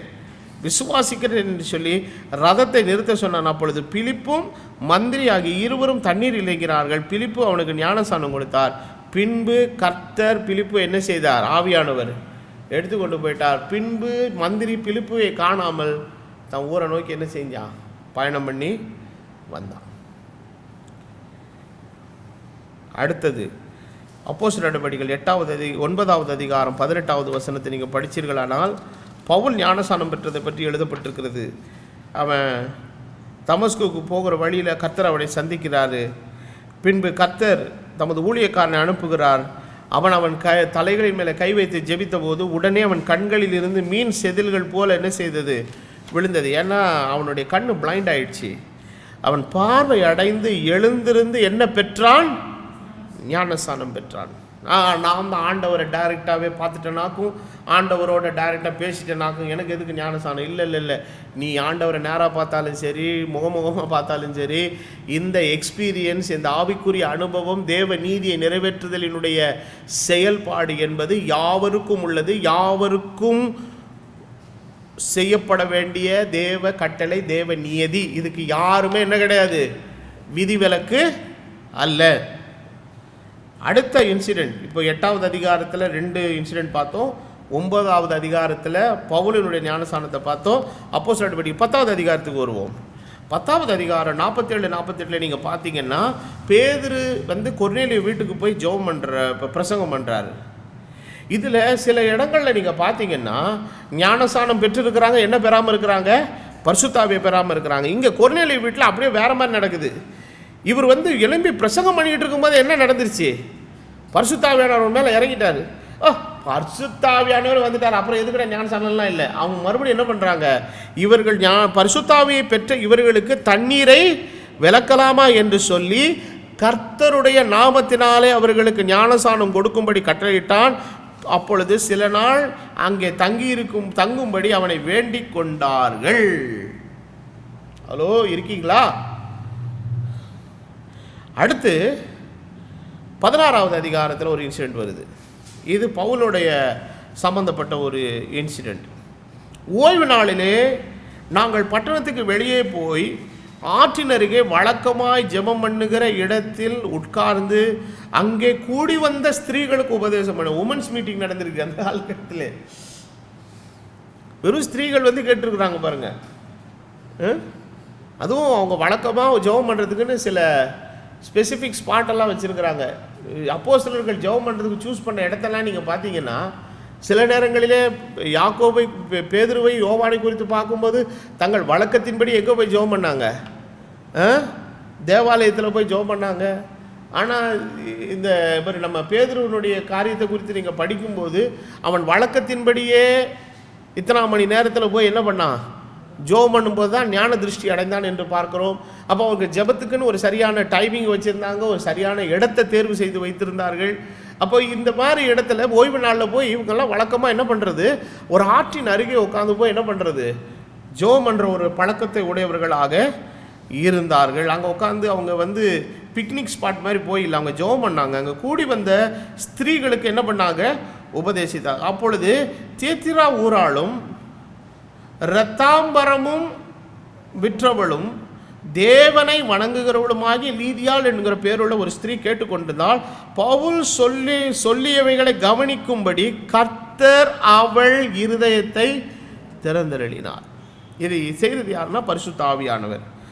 அவளும் அவள் வீட்டாரும் ஞானஸ்நானம் பெற்ற பின்பு அவள் எங்களை நோக்கி, நீங்கள் என்னை கர்த்தரிடத்தில் விசுவாசம் உள்ளவள் என்று எண்ணினாள், என் வீட்டிலே தங்கியிருங்கள் என்று வருந்தி கேட்டுக்கொண்டாள். அடுத்தது 16வது அதிகாரத்தில் அடுத்தது பாருங்க. இது சிறைச்சாலையில் நடக்குது. பவுலும் சீலாவும் வேதத்தில் நம்ம வாசிக்கிறோம். அவங்க காலை எதில் மாட்டிட்டாங்க? தொழு மரத்தில் மாட்டிட்டாங்க. தொழு மரத்தில் மாட்டி ராத்திரியெல்லாம் வாதனை. ஆனால் அவங்க கர்த்தரை துதித்து பாடிக்கிட்டு இருக்கிறாங்க. நடுராத்திரியிலே தேவனுடைய பிரசன்னம் சடிதியாய் வந்தது. அவர்கள் அந்த இடத்திலிருந்து என்ன செய்தாங்க? அவர்கள் கர்த்தரை துதித்து பாடிக்கொண்டிருந்த போது அவர்கள் கூடியிருந்த இடம் என்ன செய்தது? அசைந்தது. அப்பொழுது கட்டுகள் எல்லாம் அவிழ்த்தது, சிறைச்சாலை கதவெல்லாம் திறவுழுது. அப்போது சிறைச்சாலைக்காரன் பயந்துட்டான். உள்ளே இருக்கிற கைதி என்ன செஞ்சிட்டாங்களோ? ஓடி போயிட்டாங்களோ அப்படின்னு நினச்சி பயந்து நின்றுக்கிட்டு இருக்கிற சமயத்தில் சொல்கிறாங்க, நீ உனக்கு ஒரு கேடும் செய்யாதப்பா, நாங்கள் இங்கெல்லாம் பத்திரமா தான் என்ன செய்கிறோம், இருக்கிறோம் என்று சொல்லும்போது அந்த நேரத்தில் அவர் என்ன பண்ணுகிறார்? அந்த வீட்டார் அனைவரும் என்ன பண்ணுகிறார்கள்? ஞானஸ்நானம் பெறுகிறார்கள். அன்று ராத்திரி அழைத்து கொண்டு போய் அவன் அப்போது இவங்களை தொழு மரத்தில் போடுறதுக்கு முன்னாடி, பவுலையும் சீலாவையும் போடுறதுக்கு முன்னாடி செம அடிச்சிருக்கிறாங்க. காயம் வர்ற அளவுக்கு என்ன செஞ்சுருக்கிறாங்க. இதில் சீலாவும் பார்த்தீங்கன்னா ரோமன் தான், அவனும் கூட ரோமன் தான். அவனே கேட்குறான், ரோமனாகி எங்களை நீ என்ன செய்கிறிய, அடிக்கிறிய? அப்புறம் தான் அவங்களுக்கு பயமே வருது. அப்போ பார்த்தீங்கன்னா வேதத்தை நீங்கள் படிச்சிங்கன்னா, அந்த ராத்திரியிலே அவர்களை அழைத்து கொண்டு போய் அவருடைய காயங்களை கழுவினான். அவனும் அவனுடையவர்கள் அனைவரும் உடனே என்ன பெற்றார்கள்? ஞானஸ்நானம் பெற்றார்கள். பின்பு அவர்களை அவர் தன் வீட்டுக்கு கூட்டு போய் அவர்களுக்கு போஜனம் கொடுத்து தன் வீட்டார் அனைவரோடும் கூட தேவனிடத்தில் விசுவாசம் உள்ளவனாகி மனமகிழ்ச்சியாய் இருந்தான். அடுத்தது பார்த்தீங்கன்னா அப்போஸ்தலர் நடபடிகள் 18வது அதிகாரம் 8வது வசனம் வாசித்தீங்கன்னா, ஜெப ஆலய தலைவனாகிய கிறிஸ்பு என்பவன் தன் வீட்டார் அனைவரோடும் கூட கர்த்தரிடத்தில் விசுவாசம் உள்ளவனானால் கொரிந்தியரில் அநேகரும் சுவிசேஷத்தை கேட்டு விசுவாசித்து என்ன பெற்றார்கள்? ஞானஸ்நானம் பெற்றார்கள். அடுத்து அப்போஸ்தலர் நடவடிக்கைகள் 19 நீங்கள் வாசித்தீர்களானால் பவுலப்போஸ்தலன் எபேசு பட்டணத்தில் வர்றாரு. அப்போலோ என்பவன் கொரிந்து பட்டணத்தில் இருக்கையில் பவுல் வேடான தேசங்களின் வழியாய் போய் எபேசுக்கு வந்தான். அங்கே சில சீஷரை கண்டு, நீங்கள் விசுவாசிகளான போது பரிசுத்தாவியை பெற்றீர்களா என்று கேட்டான். அதற்கு அவர்கள், பரிசுத்தாவி உண்டு என்றிருந்து நாங்கள் என்ன செய்யவில்லை, கேள்விப்படவில்லை. அப்படியானால் நீங்கள் எந்த ஞானஸ்நானம் பெற்றீர்கள்? அதற்கு யோவான் கொடுத்த ஞானஸ்நானம் பெற்றோம். பேதுருவும் யோவானும் போன இடத்துல என்ன நடந்தது? அவர்கள் என்ன நாமத்தில் பெற்றிருந்தாங்க? இயேசு கிறிஸ்து நாமத்தில் பெற்றிருந்தாங்க. நேராக அவங்களுக்கு என்ன பெற்றாங்க? தலையில் கை வச்சு பரிசுத்தாவியை பெற்றுக்கொள்ளுனாங்க. கொர்நேலியு வீட்டுக்கு போகும்போது பிரசங்கம் பண்ணிட்டு இருக்கும்போது யார் வந்துட்டா? பரிசுத்தாவி வந்துட்டார். உடனே என்ன கொடுத்துட்டாங்க? இயேசு கிறிஸ்து நாமத்தினால ஞானஸ்நானம். இங்கே போகிறாங்க, இவங்களுக்கு பரிசுத்தாவியை பற்றியும் தெரியல, இயேசு கிறிஸ்துவ நாமத்தில் ஞானஸ்நானம் பெறதும் பற்றில. எதை மாத்திரம் எடுத்து வச்சிருக்கிறாங்க? யோவான் கொடுத்த ஞானஸ்நானம். இப்போ என்ன சொல்கிறாரு?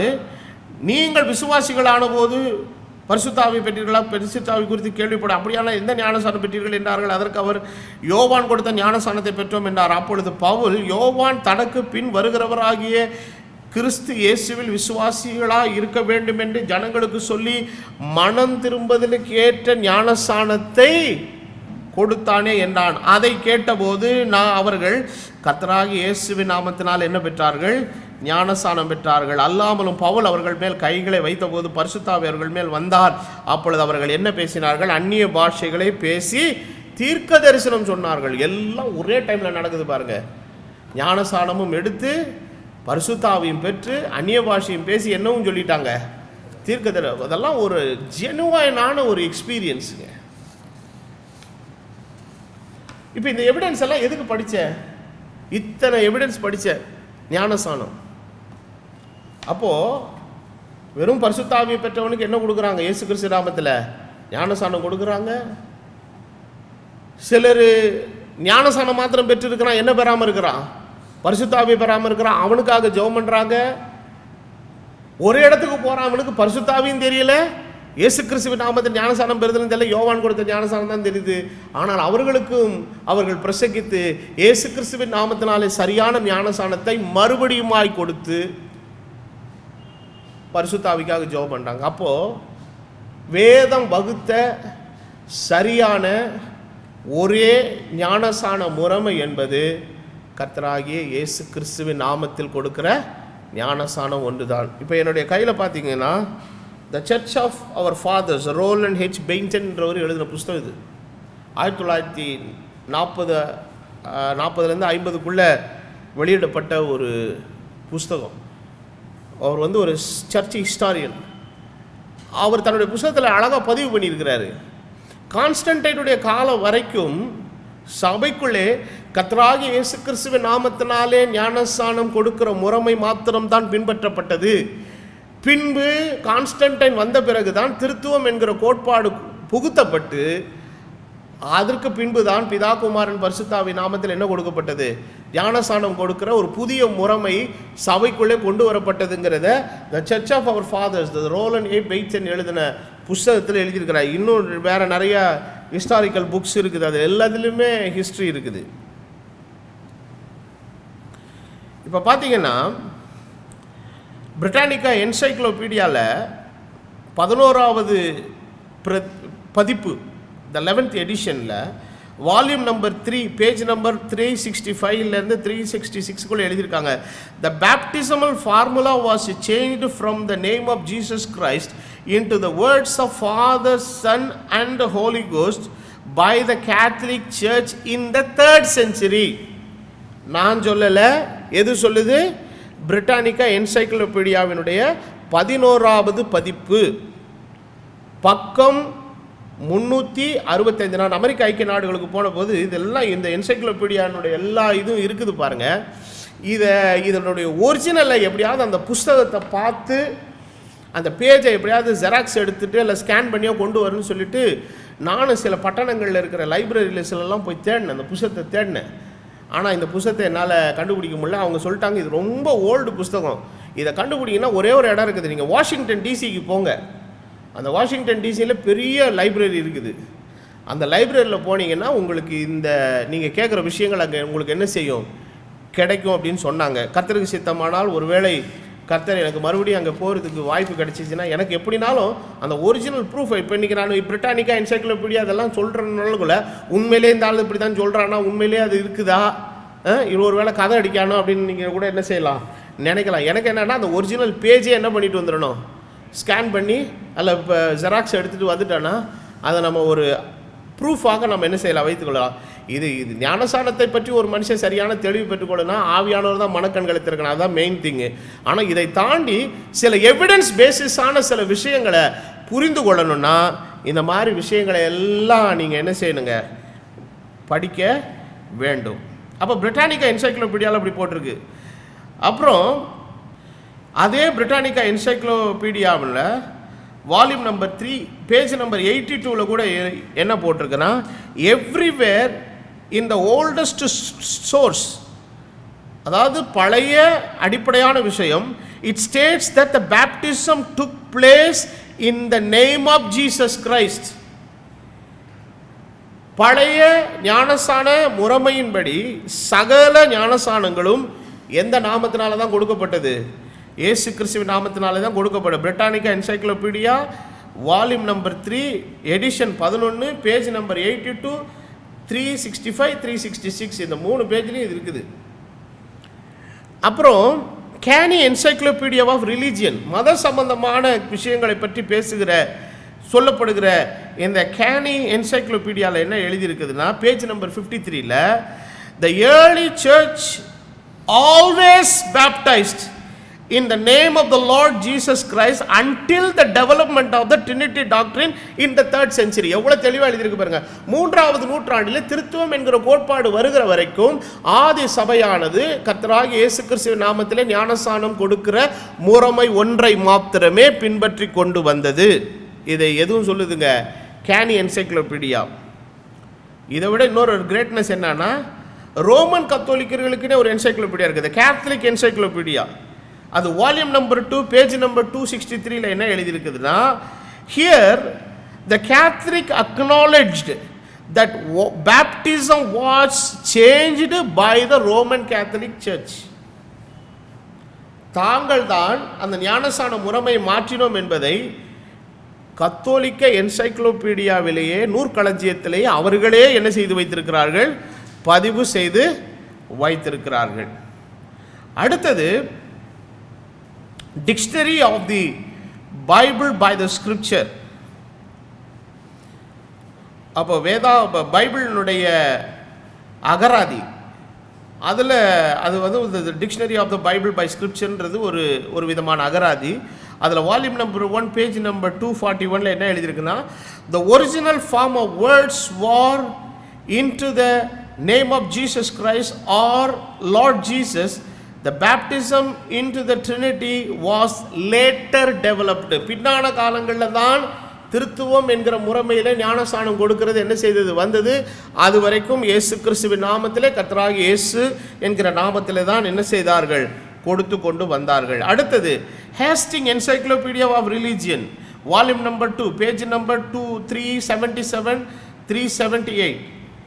அப்புறம் அதே வால்யூம் 2லேயே பேஜ் நம்பர் 389, 377, 378, 389 இந்த 3 பக்கங்களையும் ஹேஸ்டிங் என்சைக்ளோபீடியா ஆஃப் ரிலீஜியன் என்ன எழுதியிருக்குது, Christian baptism was administered using the words in the name of Jesus.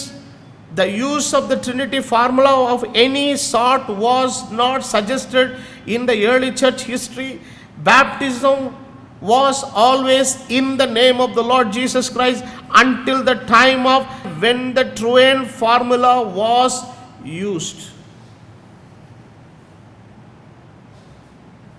early church எந்த நாமத்தில் கொடுத்தாங்க, இயேசு கிறிஸ்து நாமத்தில். ஜஸ்டின் மாரியர் அப்படிங்கிற ஒரு வர்ற வரைக்கும் இந்த ஞானஸ்நானம் மாற்றமே இல்லாமல் அப்படி தான் கொடுத்தாங்க. அதுக்கப்புறம் தான் இந்த ட்ரினிட்டி ஃபார்முலாவில் கொடுக்குற ஞானஸ்நானத்தை அவங்க பின்பற்ற ஆரம்பித்தாங்க. இதில் அப்போஸ்தலர் 2ஆம் அதிகாரம் 38வது வசனத்தை குறித்த ஒரு மேற்கோள் இதே ஹேஸ்டிங் என்சைக்ளோபீடியா ஆஃப் ரிலீஜியனில் எழுதியிருக்குது. என்ன எழுதியிருக்குதா, the name was an ancient synonym of for person, payment was always made in the name of some person referring to the ownership. Therefore, one being baptized in Jesus' name become his personal property. You are Christ. நீங்கள் கிறிஸ்துவை உடையவர்கள் இருக்குது பைபிளில். அப்போ இந்த name அப்படிங்கிற ஒரு விஷயம் ஏன்சியன்ட் சினானியம்ஸில் என்ன அர்த்தத்தில் வருதுன்னா, அந்த ஒரு விஷயத்தை நம்ம கொடுக்கும்போது, அன்னாருடைய பெயரில் கொடுக்கும்போது அது என்ன ஆகுதுன்னா, அந்த இது அந்த பெயரை உடையவருக்கு தான் என்னது சொந்தம். ஸோ அந்த ப்ராப்பர் நேமை ப்ரொனவுன்ஸ் பண்ணுறதுங்கிறது அந்த நாட்களில் இருந்த ஒரு ஒழுங்கு முறைமை. எதுக்காகனா, அந்த அதிகாரத்துவத்தை, அதனுடைய ஓனர்ஷிப்பை என்ன செய்வதற்கு. அப்போ ஏன் இயேசு கிறிஸ்துவ நாமத்தில் கொடுத்தாங்கன்னா, நாம் எல்லாரும் இயேசு கிறிஸ்துவை உடையவர்கள், அவரே சபைக்கு தலையானவர், அவரே சபைக்கு அதிகாரியாக இருக்கிறவர் என்கிறதினுடைய அடிப்படையிலே அவர்கள் இந்த நாமத்தினாலே என்ன கொடுத்தார்கள், ஞானஸ்நானத்தை கொடுத்தார்கள். கடைசியாக ஒன்று சொல்லி முடிச்சிட. 8வது new international encyclopedia, page volume number 22, page number 477. அதில் என்ன எழுதியிருக்குது, term Trinity was originated by Tertullian, a Roman Catholic father. Tertullian என்கிற ரோமன் கத்தோலிக்க ஒரு குருவானவராலே தான் இந்த திருத்துவம் என்கிற கோட்பாட்டு என்ன செய்யப்பட்டது, வகையறுக்கப்பட்டது என்பதை எழுதுகிறார்கள். அப்போது இந்த 8 ஆதாரங்கள் எல்லாமே என்சைக்ளோபீடியா, நூற்களஞ்சியம் என்று சொல்வார்கள் தமிழிலே. அப்போ பிரிட்டானிக்கா என்சைக்ளோபீடியாவாக இருந்தாலும் சரி, பைபிள் டிக்ஷனரிகளாக இருந்தாலும் சரி, எல்லாவற்றிலேயும் ஒரிஜினலாக இந்த இதுதான் பண்ணப்பட்டதுங்கிறதுக்கு இவ்வளோ எவிடன்ஸை ஹிஸ்டாரியன்ஸ், இவங்கெல்லாம் பெரிய பிலீவர்ஸ்லாம் கிடையாது, இவங்கெல்லாம் ஸ்காலர்ஸ், அவ்வளோதான். இந்த என்சைக்ளோபீடியாவில் விஷயங்களை எழுதி பதிவு பண்ணவங்கெல்லாம் அவங்களாம் பெரிய தியாலாஜிக்கல் செமினியில் பெரிய ஸ்காலர்ஸ். அவங்களுக்கு ஃபெய்த்தை பற்றிலாம் ரொம்ப இதெல்லாம் கிடையாது. தேவர் எவிடென்ட் பேஸ்ட் பீப்புள். அவங்க ஆதார சம்பந்தமான விஷயங்களை எது இருந்துச்சோ அதை அப்படியே எழுதுறது தான் அவங்களுடைய வேலை. அப்போது எல்லாவற்றையும் அவங்க அவ்வளோதான் எழுதியிருக்கிறாங்க. அப்போ 1 யோவான் 5:7 இந்த 1 John 5:7 நீங்கள் எடுத்து தமிழ் பைபிளில் நீங்கள் படிச்சிங்கன்னா, அந்த பைபிளில் எப்படி எழுதியிருக்குதுன்னா, தேவனால் பிறப்பதெல்லாம் 1 John 5:7, 1 யோவான் 5வது அதிகாரம் 4வது வசனத்திலிருந்தே படிக்கிறேன், நான் கேளுங்க. தேவனால் பிறப்பதெல்லாம் உலகத்தை ஜெயிக்கும், நம்முடைய விசுவாசமே உலகத்தை ஜெயிக்கிற ஜெயம். இயேசுவானவர் தேவனுடைய குமாரன் என்று விசுவாசிக்கிறவனே அன்றி உலகத்தை ஜெயிக்கிறவன் யார்? இயேசு கிறிஸ்துவாகி இவரே ஜலத்தினாலும் இரத்தத்தினாலும் வந்தவர், ஜலத்தினாலும் மாத்திரமல்ல ஜலத்தினாலும் இரத்தத்தினாலும் வந்தவர். ஆவியானவர் சத்தியமாகையால் ஆவியானவரை சாட்சி கொடுக்கிறவர். பரலோகத்தில் சாட்சிகள் 3 பிதா, வார்த்தை, பரிசுத்தாவி என்பவர்களே. இம்மூவரும் எப்படி இருக்கிறார்கள்? ஒன்றாய் இருக்கிறார்கள். இந்த பரலோகத்தில் சாட்சி 3 என்கிற சொல்கிற அந்த வசனம் பிராக்கெட்டில் போட்டிருக்குது. நான் வெளியில் நிறைய கூட்டங்களுக்கு போகும்போது இந்த வசனத்தை இந்த ஏரியாவில் இருக்கிற வசனங்களை படிக்கும்போது 1 யோவான் 5:7 வசனமே சில டிரான்ஸ்லேஷன், இந்தியன் டிரான்ஸ்லேஷன்லேயே கிடையாது. நான் நினைக்கிறேன் மலையாளத்தில் தெலுங்கில் இல்லைன்னு நினைக்கிறேன், but I am not very sure. ஆனால் ஸ்காஃபீல்டு தன்னுடைய பைபிளில் அவர் கமெண்ட்ரி எழுதியிருக்கிறார். பேஜ் நம்பர் 1355 அவர் என்ன இருக்கு, it is generally agreed verse number 7 has no real authority, it has been இன்சர்டட்னு எழுதியிருக்கிறாரு. இதற்கு அதிகாரப்பூர்வமாக இந்த வசனம் ஒரிஜினலில் இருந்ததற்கான எந்த அத்தாட்சியும் கிடையாது. இது பின்னான காலங்களிலே வேதாகமத்தில் என்ன செய்யப்பட்டது, புகுத்தப்பட்டது. அப்போ திருத்துவம் என்கிற ஒரு டாக்டரினை தெர்த்துலியன் என்கிற குருவானவர் கான்ஸ்டன்டைன் காலத்தில் சபைக்குள்ளே கொண்டு அதை எல்லாம் பிரபல்யப்படுத்தி, இனி கொடுக்குற ஞானஸ்நானத்தின் முறைமையை கூட இப்படி தான் கொடுக்கணுமா, பிதா, குமாரன், பரிசுத்தாவின் நாமத்தில் தான் கொடுக்கணுங்கிற ஒரு முறைமையை எல்லாம் அவங்க கொண்டு வந்ததின் மூலமாக ஒரு பெரிய காரியத்தை செய்யணும். இப்போ செய்ய ஆரம்பிக்கும் போது அதை ப்ரூவ் பண்ணுறதுக்கு உங்களுக்கு கான்கிரீட்டாக என்ன கிடையாது, பைபிளில் வசனம் கிடையாது. அந்த காரியத்தை நியாயப்படுத்துகிறதற்காகவே இவர்கள் 1 யோவான் 5:7 வசனத்தை இவர்களாக உள்ளே புகுத்தினார்கள். ஒரிஜினலாக அப்போஸ்தலனாகிய யோவான் இந்த வசனத்தை எழுதவில்லை. ஆனால் நடைபெற்றிருக்கிற ஒரு பெரிய சந்தோஷமான சம்பவம் என்னன்னா, இன்றைக்கு இருக்கக்கூடிய கத்தோலிக்க பைபிளினுடைய புதிய பதிப்பகத்தில் இந்த வசனத்தை நீக்கம் செய்து விட்டார்கள். காரணம் என்னவென்றால், இது தங்களால் கத்தோலிக்க சபையினராலே உள்ளே புகுத்தப்பட்ட வசனம் என்பதை அவர்களே உணர்ந்து இப்பொழுதுள்ள புதிய பதிப்புகளிலே அந்த வசனத்தை என்ன செய்து விட்டார்கள், நீக்கிவிட்டார்கள். நீங்கள் வேணால் கத்தோலிக்க பைபிளினுடைய 2 விதமான வெர்ஷன் ஆண்ட்ராய்டு ஆப்லேயே இருக்குது. லேட்டஸ்ட் வெர்ஷன் எடுத்து நீங்கள் போட்டு டவுன்லோட் பண்ணி படித்து பாருங்கள். இந்த 1 யோவான் 5:7 வசனம் கிடையாது. அதை கத்தோலிக்க பைபிள்லேருந்தே நான் வாசிக்கிறேன். 1 அருளப்பர் 5வது அத்தியாயம் 4வது வசனத்திலிருந்து 8வது வசனம் வரை. ஏனெனில் கடவுளிடமிருந்து பிறந்தவன் எவனும் உலகை வெல்கிறான். உலகை தோற்கடித்து நாம் அடைந்த வெற்றி நம் விசுவாசமே. உலகை வெல்பவன் யார்? இயேசு கடவுளின் மகன் என்று விசுவாசிப்பவனே. இந்த இயேசு கிறிஸ்து நீரினாலும் இரத்தத்தோடும் வந்தவர். அதற்கு தேவ ஆவியே சாட்சி. ஏனெனில் தேவ ஆவி உண்மையானவர். ஆகவே தேவ ஆவி, நீர், இரத்தம் ஆகிய 3 சாட்சிகள் உள்ளன. இந்த 3 நோக்கமும் ஒன்றே. 4வது வசனத்திலிருந்து 8வது வசனம் வரைக்கும் வாசித்திருக்கிறேன். இதில் எங்கேயாவது பரலோகத்தில் சாட்சி இடுகிற மூவர்னு இருக்குதா? ஒன்றுமே கிடையாது. ஏன்னா இந்த வசனம் ரோமன் கத்தோலிக்க பைபிளிலிருந்து நீக்கப்பட்டது. இதை விட இன்னொரு அதிர்ச்சியான காரியம் என்னன்னு கேட்டிங்கன்னா, மத்திய 28வது அதிகாரம் 19வது வசனம் கூட ஒரிஜினலாக எழுதப்பட்டது, நீங்கள் புறப்பட்டு போய் சகல ஜாதிகளையும் சீஷராக்கி என் நாமத்தில் ஞானஸ்நானம் கொடுங்கள் தான் எழுதியிருக்குது. அதை எசுபியஸ் என்கிற ஒரு வேத பண்டிதர் 3வது நூற்றாண்டுக்கு பின்பதாக வந்தவர், அவர் எழுதியிருக்கிறார். இதில் இந்த வசனத்தை இவர்கள் என்ன பண்ணாங்களா, பிதா குமாரன் பரிசுத்தாவின் நாமத்தில் கொடுங்கன்னு சொல்லிட்டு இந்த வார்த்தையை உள்ள என்ன பண்ணியிருக்கிறாங்க. ஆனால் வேதாகமத்தில் தேவனுடைய வெளிப்பாடுகளிலே ஸ்தானங்களிலே பிதாவும் உண்டு, குமாரத்துவம் உண்டு, பரிசுத்தாவின். அதை யாருமே மறுக்க முடியாது. அவர் பிதா என்கிற நிலையில் பிதாவாக இருக்கிறார், குமாரன் என்கிற நிலையில் குமாரனாக இருக்கிறார், பரிசுத்தாவின் நிலையில் பரிசுத்தாவியாக செயல்படுகிறார். அவர் தேவகுமாரனாக இருக்கிறார், மனுஷகுமாரனாக இருக்கிறார், இயேசு கிறிஸ்துவாக இருக்கிறார், கிறிஸ்து இயேசுவாக இருக்கிறார், இயேசு தேவனுடைய குமாரனாக இருக்கிறார். அப்போது பைபிளில் எந்தெந்த டெர்மினாலஜியில் எப்படி வருதோ அதை தான் அப்படியே தான் நம்ம என்ன பண்ணணுங்க, யூஸ் பண்ண வேண்டும். எல்லாவற்றுக்கும் சரியான தெளிவான உறுதியான ஆவிக்குரிய அர்த்தங்கள் இருக்கிறது. இப்போ நம்ம வெறும் ஞானஸ்நானத்தை பற்றி மாத்திரம் நம்ம பார்க்குறோம். அப்போ இந்த பேப்டிசம் முறைமையானது சேஞ்ச் பண்ணப்பட்டது. அப்போது இந்த நாமத்தினால தான் இந்த ஞானஸ்நானம் கொடுக்கப்பட்டது என்பதற்கு வேதாகமத்திலிருந்து இத்தனை ஆதாரங்களை உங்களுக்கு காண்பித்தேன்.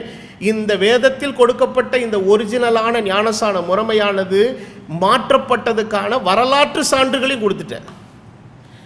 I gave the biblical proof as well as the historical proof. வேதாகம ஆதாரத்தையும் கொடுத்தேன்.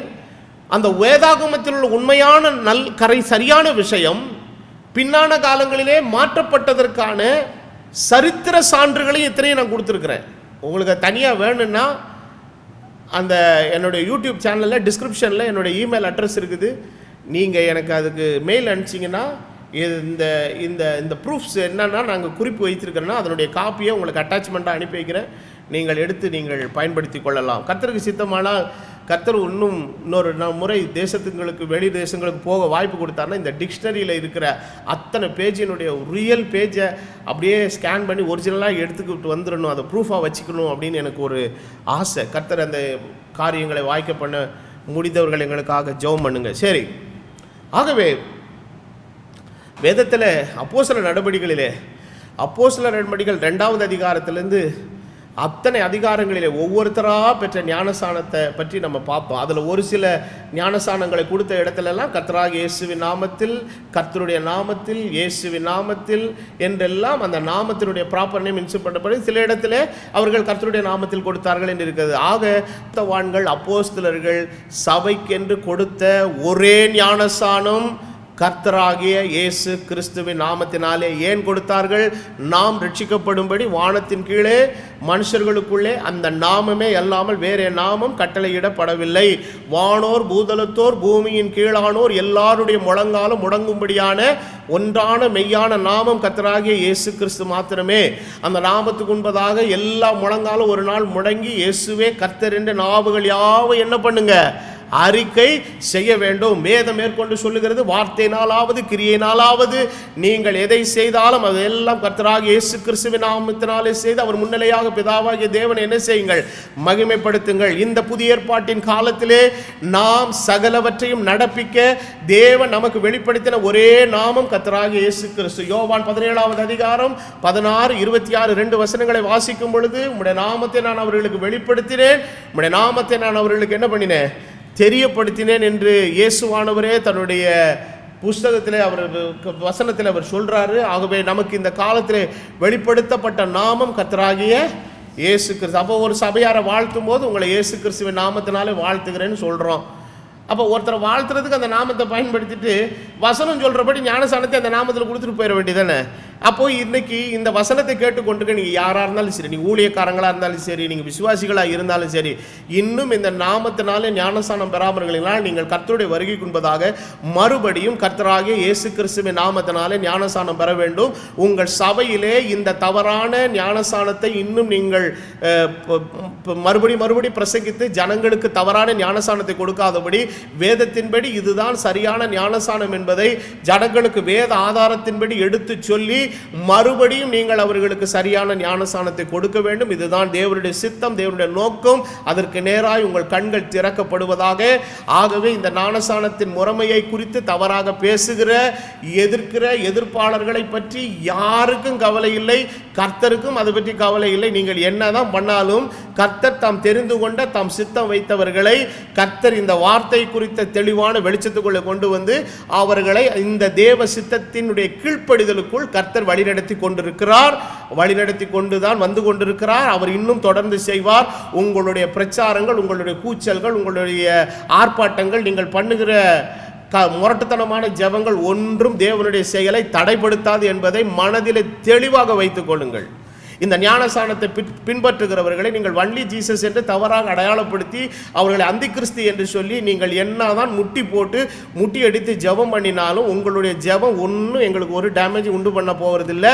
தேவன் செய்ய நினைத்தது ஒரு காலம் தடைபடாது. உங்களுடைய தவறான ஜெபத்தினாலே மேலே இருக்கிறவர் கை உங்கள் மேலே விழுந்துடாதபடி பத்திரமா பார்த்துக்கோங்க.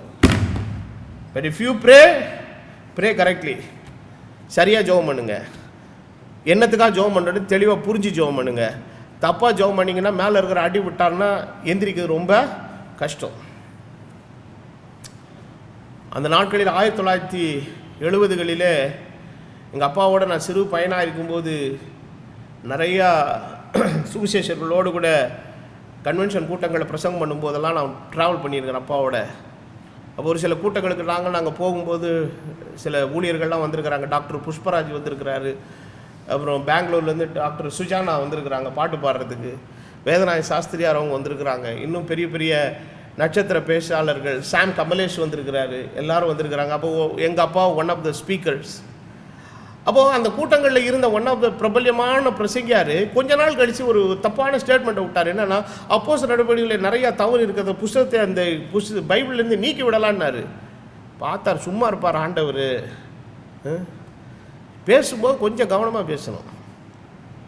என்னது வேதாகமத்தில் அதுவும் அப்போஸ்தலர் நடவடிக்கையில் என்ன இருக்குதா, நிறையா தவறுகள் இருக்குதா, அதை வந்து எடுத்துடணுமா. அது அவர் எதை மைண்ட் பண்ணி சொல்கிறாருன்னா, இந்த ஜீசஸ் நேம் பேப்டிசத்தை அவங்க ப்ராக்டிஸ் பண்ணாங்கன்றதை மைண்டில் வச்சுக்கிட்டு அதை எடுத்துடணுங்கிற அந்த ஒரு வேகத்தில் ஒரு வாரி பேசிட்டார். கர்த்தரை பார்த்தா தூக்கிட்டார். ஆளே இல்லை இன்றைக்கி. அதனால் நாம் என்ன சொல்கிறோன்னா, நம்ம வந்து எதையும் அவசரப்பட்டு பதறியெல்லாம் என்ன செய்யக்கூடாதுங்க, பேசக்கூடாது. நான் அந்த அப்போஸ்தலருடைய அஸ்திபாரம் என்கிற விஷயத்தில் நான் வரும்போது இன்னும் மேற்கொண்டு அநேக வேத ஆதாரங்களை நான் காண்பிக்கிறேன். இந்தியா தேசத்திற்கு தோமா, இந்த பூமிக்கு, இந்த இந்திய மண்ணுக்கு அவன் சுவிசேஷத்தை பிரசங்கிவதான். இன்றைக்கி இந்திய உலகத்தில் பார்த்தீங்கன்னா 200க்கும் மேற்பட்ட தேசங்கள் இருக்குது. எல்லா தேசங்களுக்கும் இயேசுவோடு இருந்த அப்போஸ்தலர்கள் போகவில்லை. ஆனால் இந்தியாவுக்கு ஒரு அப்போஸ்தலர் அனுப்பப்பட்டானால் அது தேவன் நம்ம மேலே வைத்த மகாபெரிய கிருபை. அப்போ முதல் இந்தியனுக்கு பண்ணப்பட்ட பிரசங்கத்தின் மூலமாய் இந்திய மண்ணில் முதல் விசுவாசி கர்த்தராகிய இயேசு கிறிஸ்துவின் நாமத்தினாலே ஞானஸ்நானம் பண்ணப்பட்டான். ஆகவே தேவனுடைய காரியங்களை யாரும் என்ன செய்ய முடியாதுங்க. நீங்கள் எவ்வளவு பெரிய மெஜாரிட்டி குரூப்பாக, நீங்கள் பெரிய ஸ்தாபனமாக, உலக அளவிலே பிரபல்யமான பெரிய அளவில் உள்ள ஒரு அமைப்பாக இருந்து எவ்வளவுதான் உங்களுடைய சப்தத்தை உயர்த்தினாலும் நன்றாய் புரிந்து கொள்ளுங்கள், தேவன் ஏற்படுத்தின சத்தியத்தை, வசனத்தை உங்களால் மாற்றவே முடியாது. தேவன் என்றைக்குமே தமது வார்த்தையில உண்மையுள்ள தெய்வம். ஆகவே இதுதான் உண்மையான ஞானஸ்தானம். இந்த ஞானஸ்தானத்தை நீங்கள் கட்டாயம் பெற்றுத்தான் ஆக வேண்டும். நீங்கள் எப்படிப்பட்ட ஊழியக்காரர்கள், ஒருவேளை தெரியாமல் இருந்து நீங்கள் அதை அறியாமலே இருந்து உங்களுக்கு மரணமோ எது சம்பவிக்குமோ முன்னால் எனக்கு தெரியாது. ஆனால் இன்றைக்கு இந்த நான் பேசுகிற இந்த செய்தியுடைய காணொளியை நீங்கள் ஒருவேளை எதிர்பாராமல் கேட்கக்கூடிய ஒரு வாய்ப்பை கர்த்தர் உங்களுக்கு தந்து கேட்பார்களானால் நீங்கள் கீழ்ப்படுகிறதற்கு இதுவே தருணம், இதுதான் தருணம். நீங்கள் மறுபடியும் செல்லுங்கள், உங்களுடைய சபைக்கு மறுபடியும் தைரியமாய் ஊழியக்காரர்களை இதை பிரசங்கிங்க. இதுதாங்க வேதத்தின்படி உள்ள இருக்கிற சரியான ஞானஸ்தானம் என்பதை பிரசங்கித்து மறுபடியும் உங்கள் விசுவாசிகளை கர்த்தராகிய இயேசு கிறிஸ்துவின் நாமத்தினால ஞானஸ்தானம் கொடுங்கள். இதுதான் நீங்கள் தேவனுடைய வார்த்தைக்கு உண்மையாய் கீழ்ப்படுகிறதனுடைய அடையாளம். ஆகவே அந்த உண்மையான மெய்யான ஞானஸ்தானம் என்பதை சத்துரு பல விதங்களிலே அவன் மாற்றி திரித்து அமைத்து வைத்தான். அவன் எவ்வளவுதான் மாற்றினாலும் சரி, தேவன் ஏற்படுத்தின அந்த ஒரிஜினல் பேட்டர்ன் ஒரு காலம் என்ன செய்யாது, மாறாது. அதை பின்பற்ற, அதன்படி தங்கள் காரியங்களை நடப்பிக்க, அந்த அதை ஆண்டவருடைய சித்தத்தின்படி நிறைவேற்றுகிறதற்கு கர்த்தர் கடந்த 2000 வருஷங்களாய் உத்தம பரிசுத்தவான்களை கர்த்தர் இந்த பூமியில வைத்திருந்ததனால தான் இன்று வரை சத்தியம் காக்கப்பட்டிருக்கிறது. ஆகவே இந்த காலவேளையிலே கர்த்தராகிய இயேசு கிறிஸ்துவின் நாமத்தினால தான் ஞானஸ்நானம் பெற வேண்டும், கொடுக்கப்பட வேண்டும், கொடுத்தார்கள் என்பதற்கு பைபிள்லேயே ஆதாரத்தை காட்டிட்டேன். உங்களுக்கு இந்த ஞானஸ்தானத்தினுடைய பேட்டர்ன் முறையானது திருத்துவம் என்கிற கோட்பாட்டுக்கு மாற்றப்பட்டது, பின்னான காலங்களில் மாற்றப்பட்டது என்பதற்கான சரித்திர சான்றுகளையும் உங்களுக்கு நான் கொடுத்துட்டேன். என்னுடைய இரத்த பலி நீங்கி போச்சு. கீழ்ப்படியதும் கீழ்ப்படியாமல் இருக்கிறது உங்களுடைய விருப்பம். இதை நீங்கள் கேட்டுட்டு என்னை தூத்துனாலும் சரி, அசிங்கமாக பேசினாலும் சரி, கல்லை கொண்டு எரிஞ்சாலும் சரி, கொலையே பண்ணாலும் சரி, இன்றைக்கி சொல்கிறேன், இதுதான் சத்தியம், இதுதான் உண்மை. கர்த்தர் தாமே இந்த சத்தியத்தை அறிந்து இதற்கு கீழ்ப்படித்து இதை அபியாசப்படுத்தி இதை எல்லாருக்கும் பிரசங்கித்து அவர்கள் எல்லாரையும் தேவனுடைய வருகைக்கு உண்பதான சரியான ஞானஸ்தானத்தின் முறைமைக்குள்ளே வழிநடத்த கர்த்தர் உங்களுக்கு கிருபை அருள வேண்டும் என்று சொல்லி என்னுடைய வார்த்தைகளை நிறைவு செய்கிறேன். ஒரே கர்த்தர், ஒரே விசுவாசம், ஒரே ஞானஸ்தானம். அந்த ஒரே ஞானஸ்தானம் அப்போஸ்தலர்களால் ஆவியானவரால் அருளப்பட்ட கர்த்தராகிய இயேசு கிறிஸ்துவின் நாமத்தில் ஞானஸ்தானம் என்பது மாத்திரமே. பிதா குமாரன் பரிசுத்தாவின் நாமம் என்கிற அந்த டைட்டிலே கொடுக்கிற ஞானஸ்தானம் கத்தோலிக்க சபையினரால் கான்ஸ்டன்டைன் காலத்திலே தெர்த்துல்லியன் என்கிற கத்தோலிக்க ஃபாதராலே அது உருவாக்கப்பட்டு சபைக்குள் புகுத்தப்பட்ட ஒரு தவறான உபதேசத்தின் ஞானஸ்தானத்தின் முறைமை. இந்த தவறை விட்டு வெளியே வந்து உண்மைக்கும் சத்தியத்துக்கும் நேர்மைக்கும் திரும்புவோம். கர்த்தருடைய வருகை நெருங்கி இருக்கிறது. அவருடைய வருகையில் காணப்பட கர்த்தராகிய இயேசு கிறிஸ்து உங்களுக்கு கிருபை அருளுவாராக என்று சொல்லி என் வார்த்தைகளை நிறைவு செய்கிறேன். தேவன் தாமே உங்களை ஆசீர்வதிப்பாராக. நாம் யாவரும் எழுப்பி நிற்போம். மகா இரக்கமும் கிருபையும் பரிசுத்தமும் உள்ள பிதாவே, இந்த காலை நேரத்தில் தேவன் அருளின உம்முடைய கலப்பில்லாத தூய சத்திய வார்த்தைக்காக நாங்கள் நன்றி சொல்லுகிறோம். சபைக்கு கர்த்தர் மறுபடியும் ஞாபகம் ஊட்ட இந்த ஒரு நல்ல செய்தியை பேசுகிறதற்கான ஒரு தருணத்தை நீ தந்ததற்காக நன்றி செலுத்துகிறோம். ஞானஸ்நானம் எது என்பதையும் எதன்படி ஞானஸ்நானம் கொடுக்க வேண்டும் என்பதையும் நாங்கள் 2 நிலைகளிலே புரிந்து கொள்ள எங்களுக்கு நீர் கிருபை தந்ததற்காக ஸ்தோத்திரம். ஞானஸ்நானம் என்பது ஒரு சடங்கோ சம்பிரதாயமும் அல்ல, அது மெய்யான ஒரு அனுபவம். கிறிஸ்துவுக்குள் கிறிஸ்துவோடு கூட நாங்கள் அடைந்து கொள்கிற ஒரு மெய்யான ஆவிக்குரிய அனுபவம், சுத்த மனசாட்சியில் தேவனோடு செய்து கொள்கிற ஒரு உடன்படிக்கை என்பதை கர்த்தர் இந்த நாளிலே வேதத்தில் எங்களுக்கு தெளிவுபடுத்தியதற்காக ஸ்தோத்திரம். நாங்கள் மனம் திரும்பி பாவ மன்னிப்புக்கென்று நாங்கள் பெற வேண்டிய ஒரே ஒரு ஞானஸ்நானம் எது என்பதை வேதத்தின் ஆதாரங்களோடு நீர் எங்களுக்கு எடுத்து காண்பித்ததற்காக நன்றி.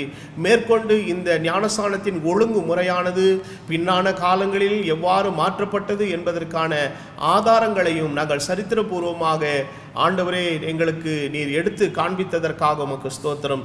இத்தனை காரியங்களை நாங்கள் கேட்டும் அடைந்தும் கண்டும் இருக்கிற நாங்கள் எந்த சூழ்நிலையிலும் சத்தியத்தை மறைக்காதபடி உள்ளதை உள்ளபடி பிரசங்கிக்க கிருபை செய்யும். இந்த காணொளியை யாரெல்லாம் கேட்கிறார்களோ அவர்கள் எல்லாரும் உடைய வருகைக்கு உண்பதாக தங்கள் இருதயத்திலே ஆண்டவரே அவர்கள் வெளிப்படுத்தப்பட்டு தேவனுடைய சத்தியத்தை குறித்த தெளிவான புரிந்து கொள்ளுதலை பெற்று கர்த்தராகிய இயேசு கிறிஸ்துவின் நாமத்திலே ஞானஸ்நானம் பெற்றுக்கொள்ளுகிற ஒரு அனுபவத்துக்கு நேராய் நீர் அவளை வழிநடத்தும்படியாய் செபிக்கிறோம்.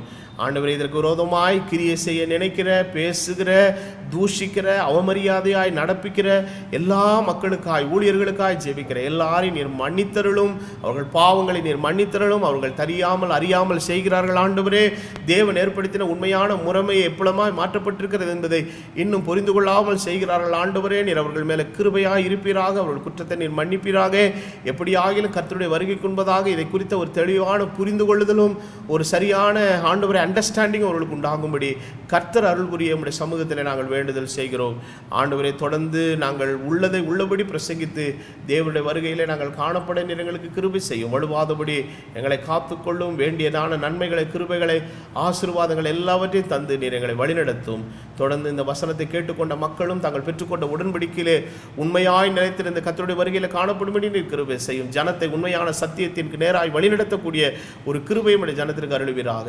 வேண்டிய நன்மைகளை தந்து காத்தருளும், ஆசீர்வதியும் பலப்படுத்தும். கனமும் துதியும் மகிமை நாங்கள் உமக்கே ஏறெடுக்கிறோம். இயேசு கிறிஸ்து என்னும் விலையேற பெற்ற நாமத்தில் வேண்டுதல் செய்கிறேன். ஆமென்.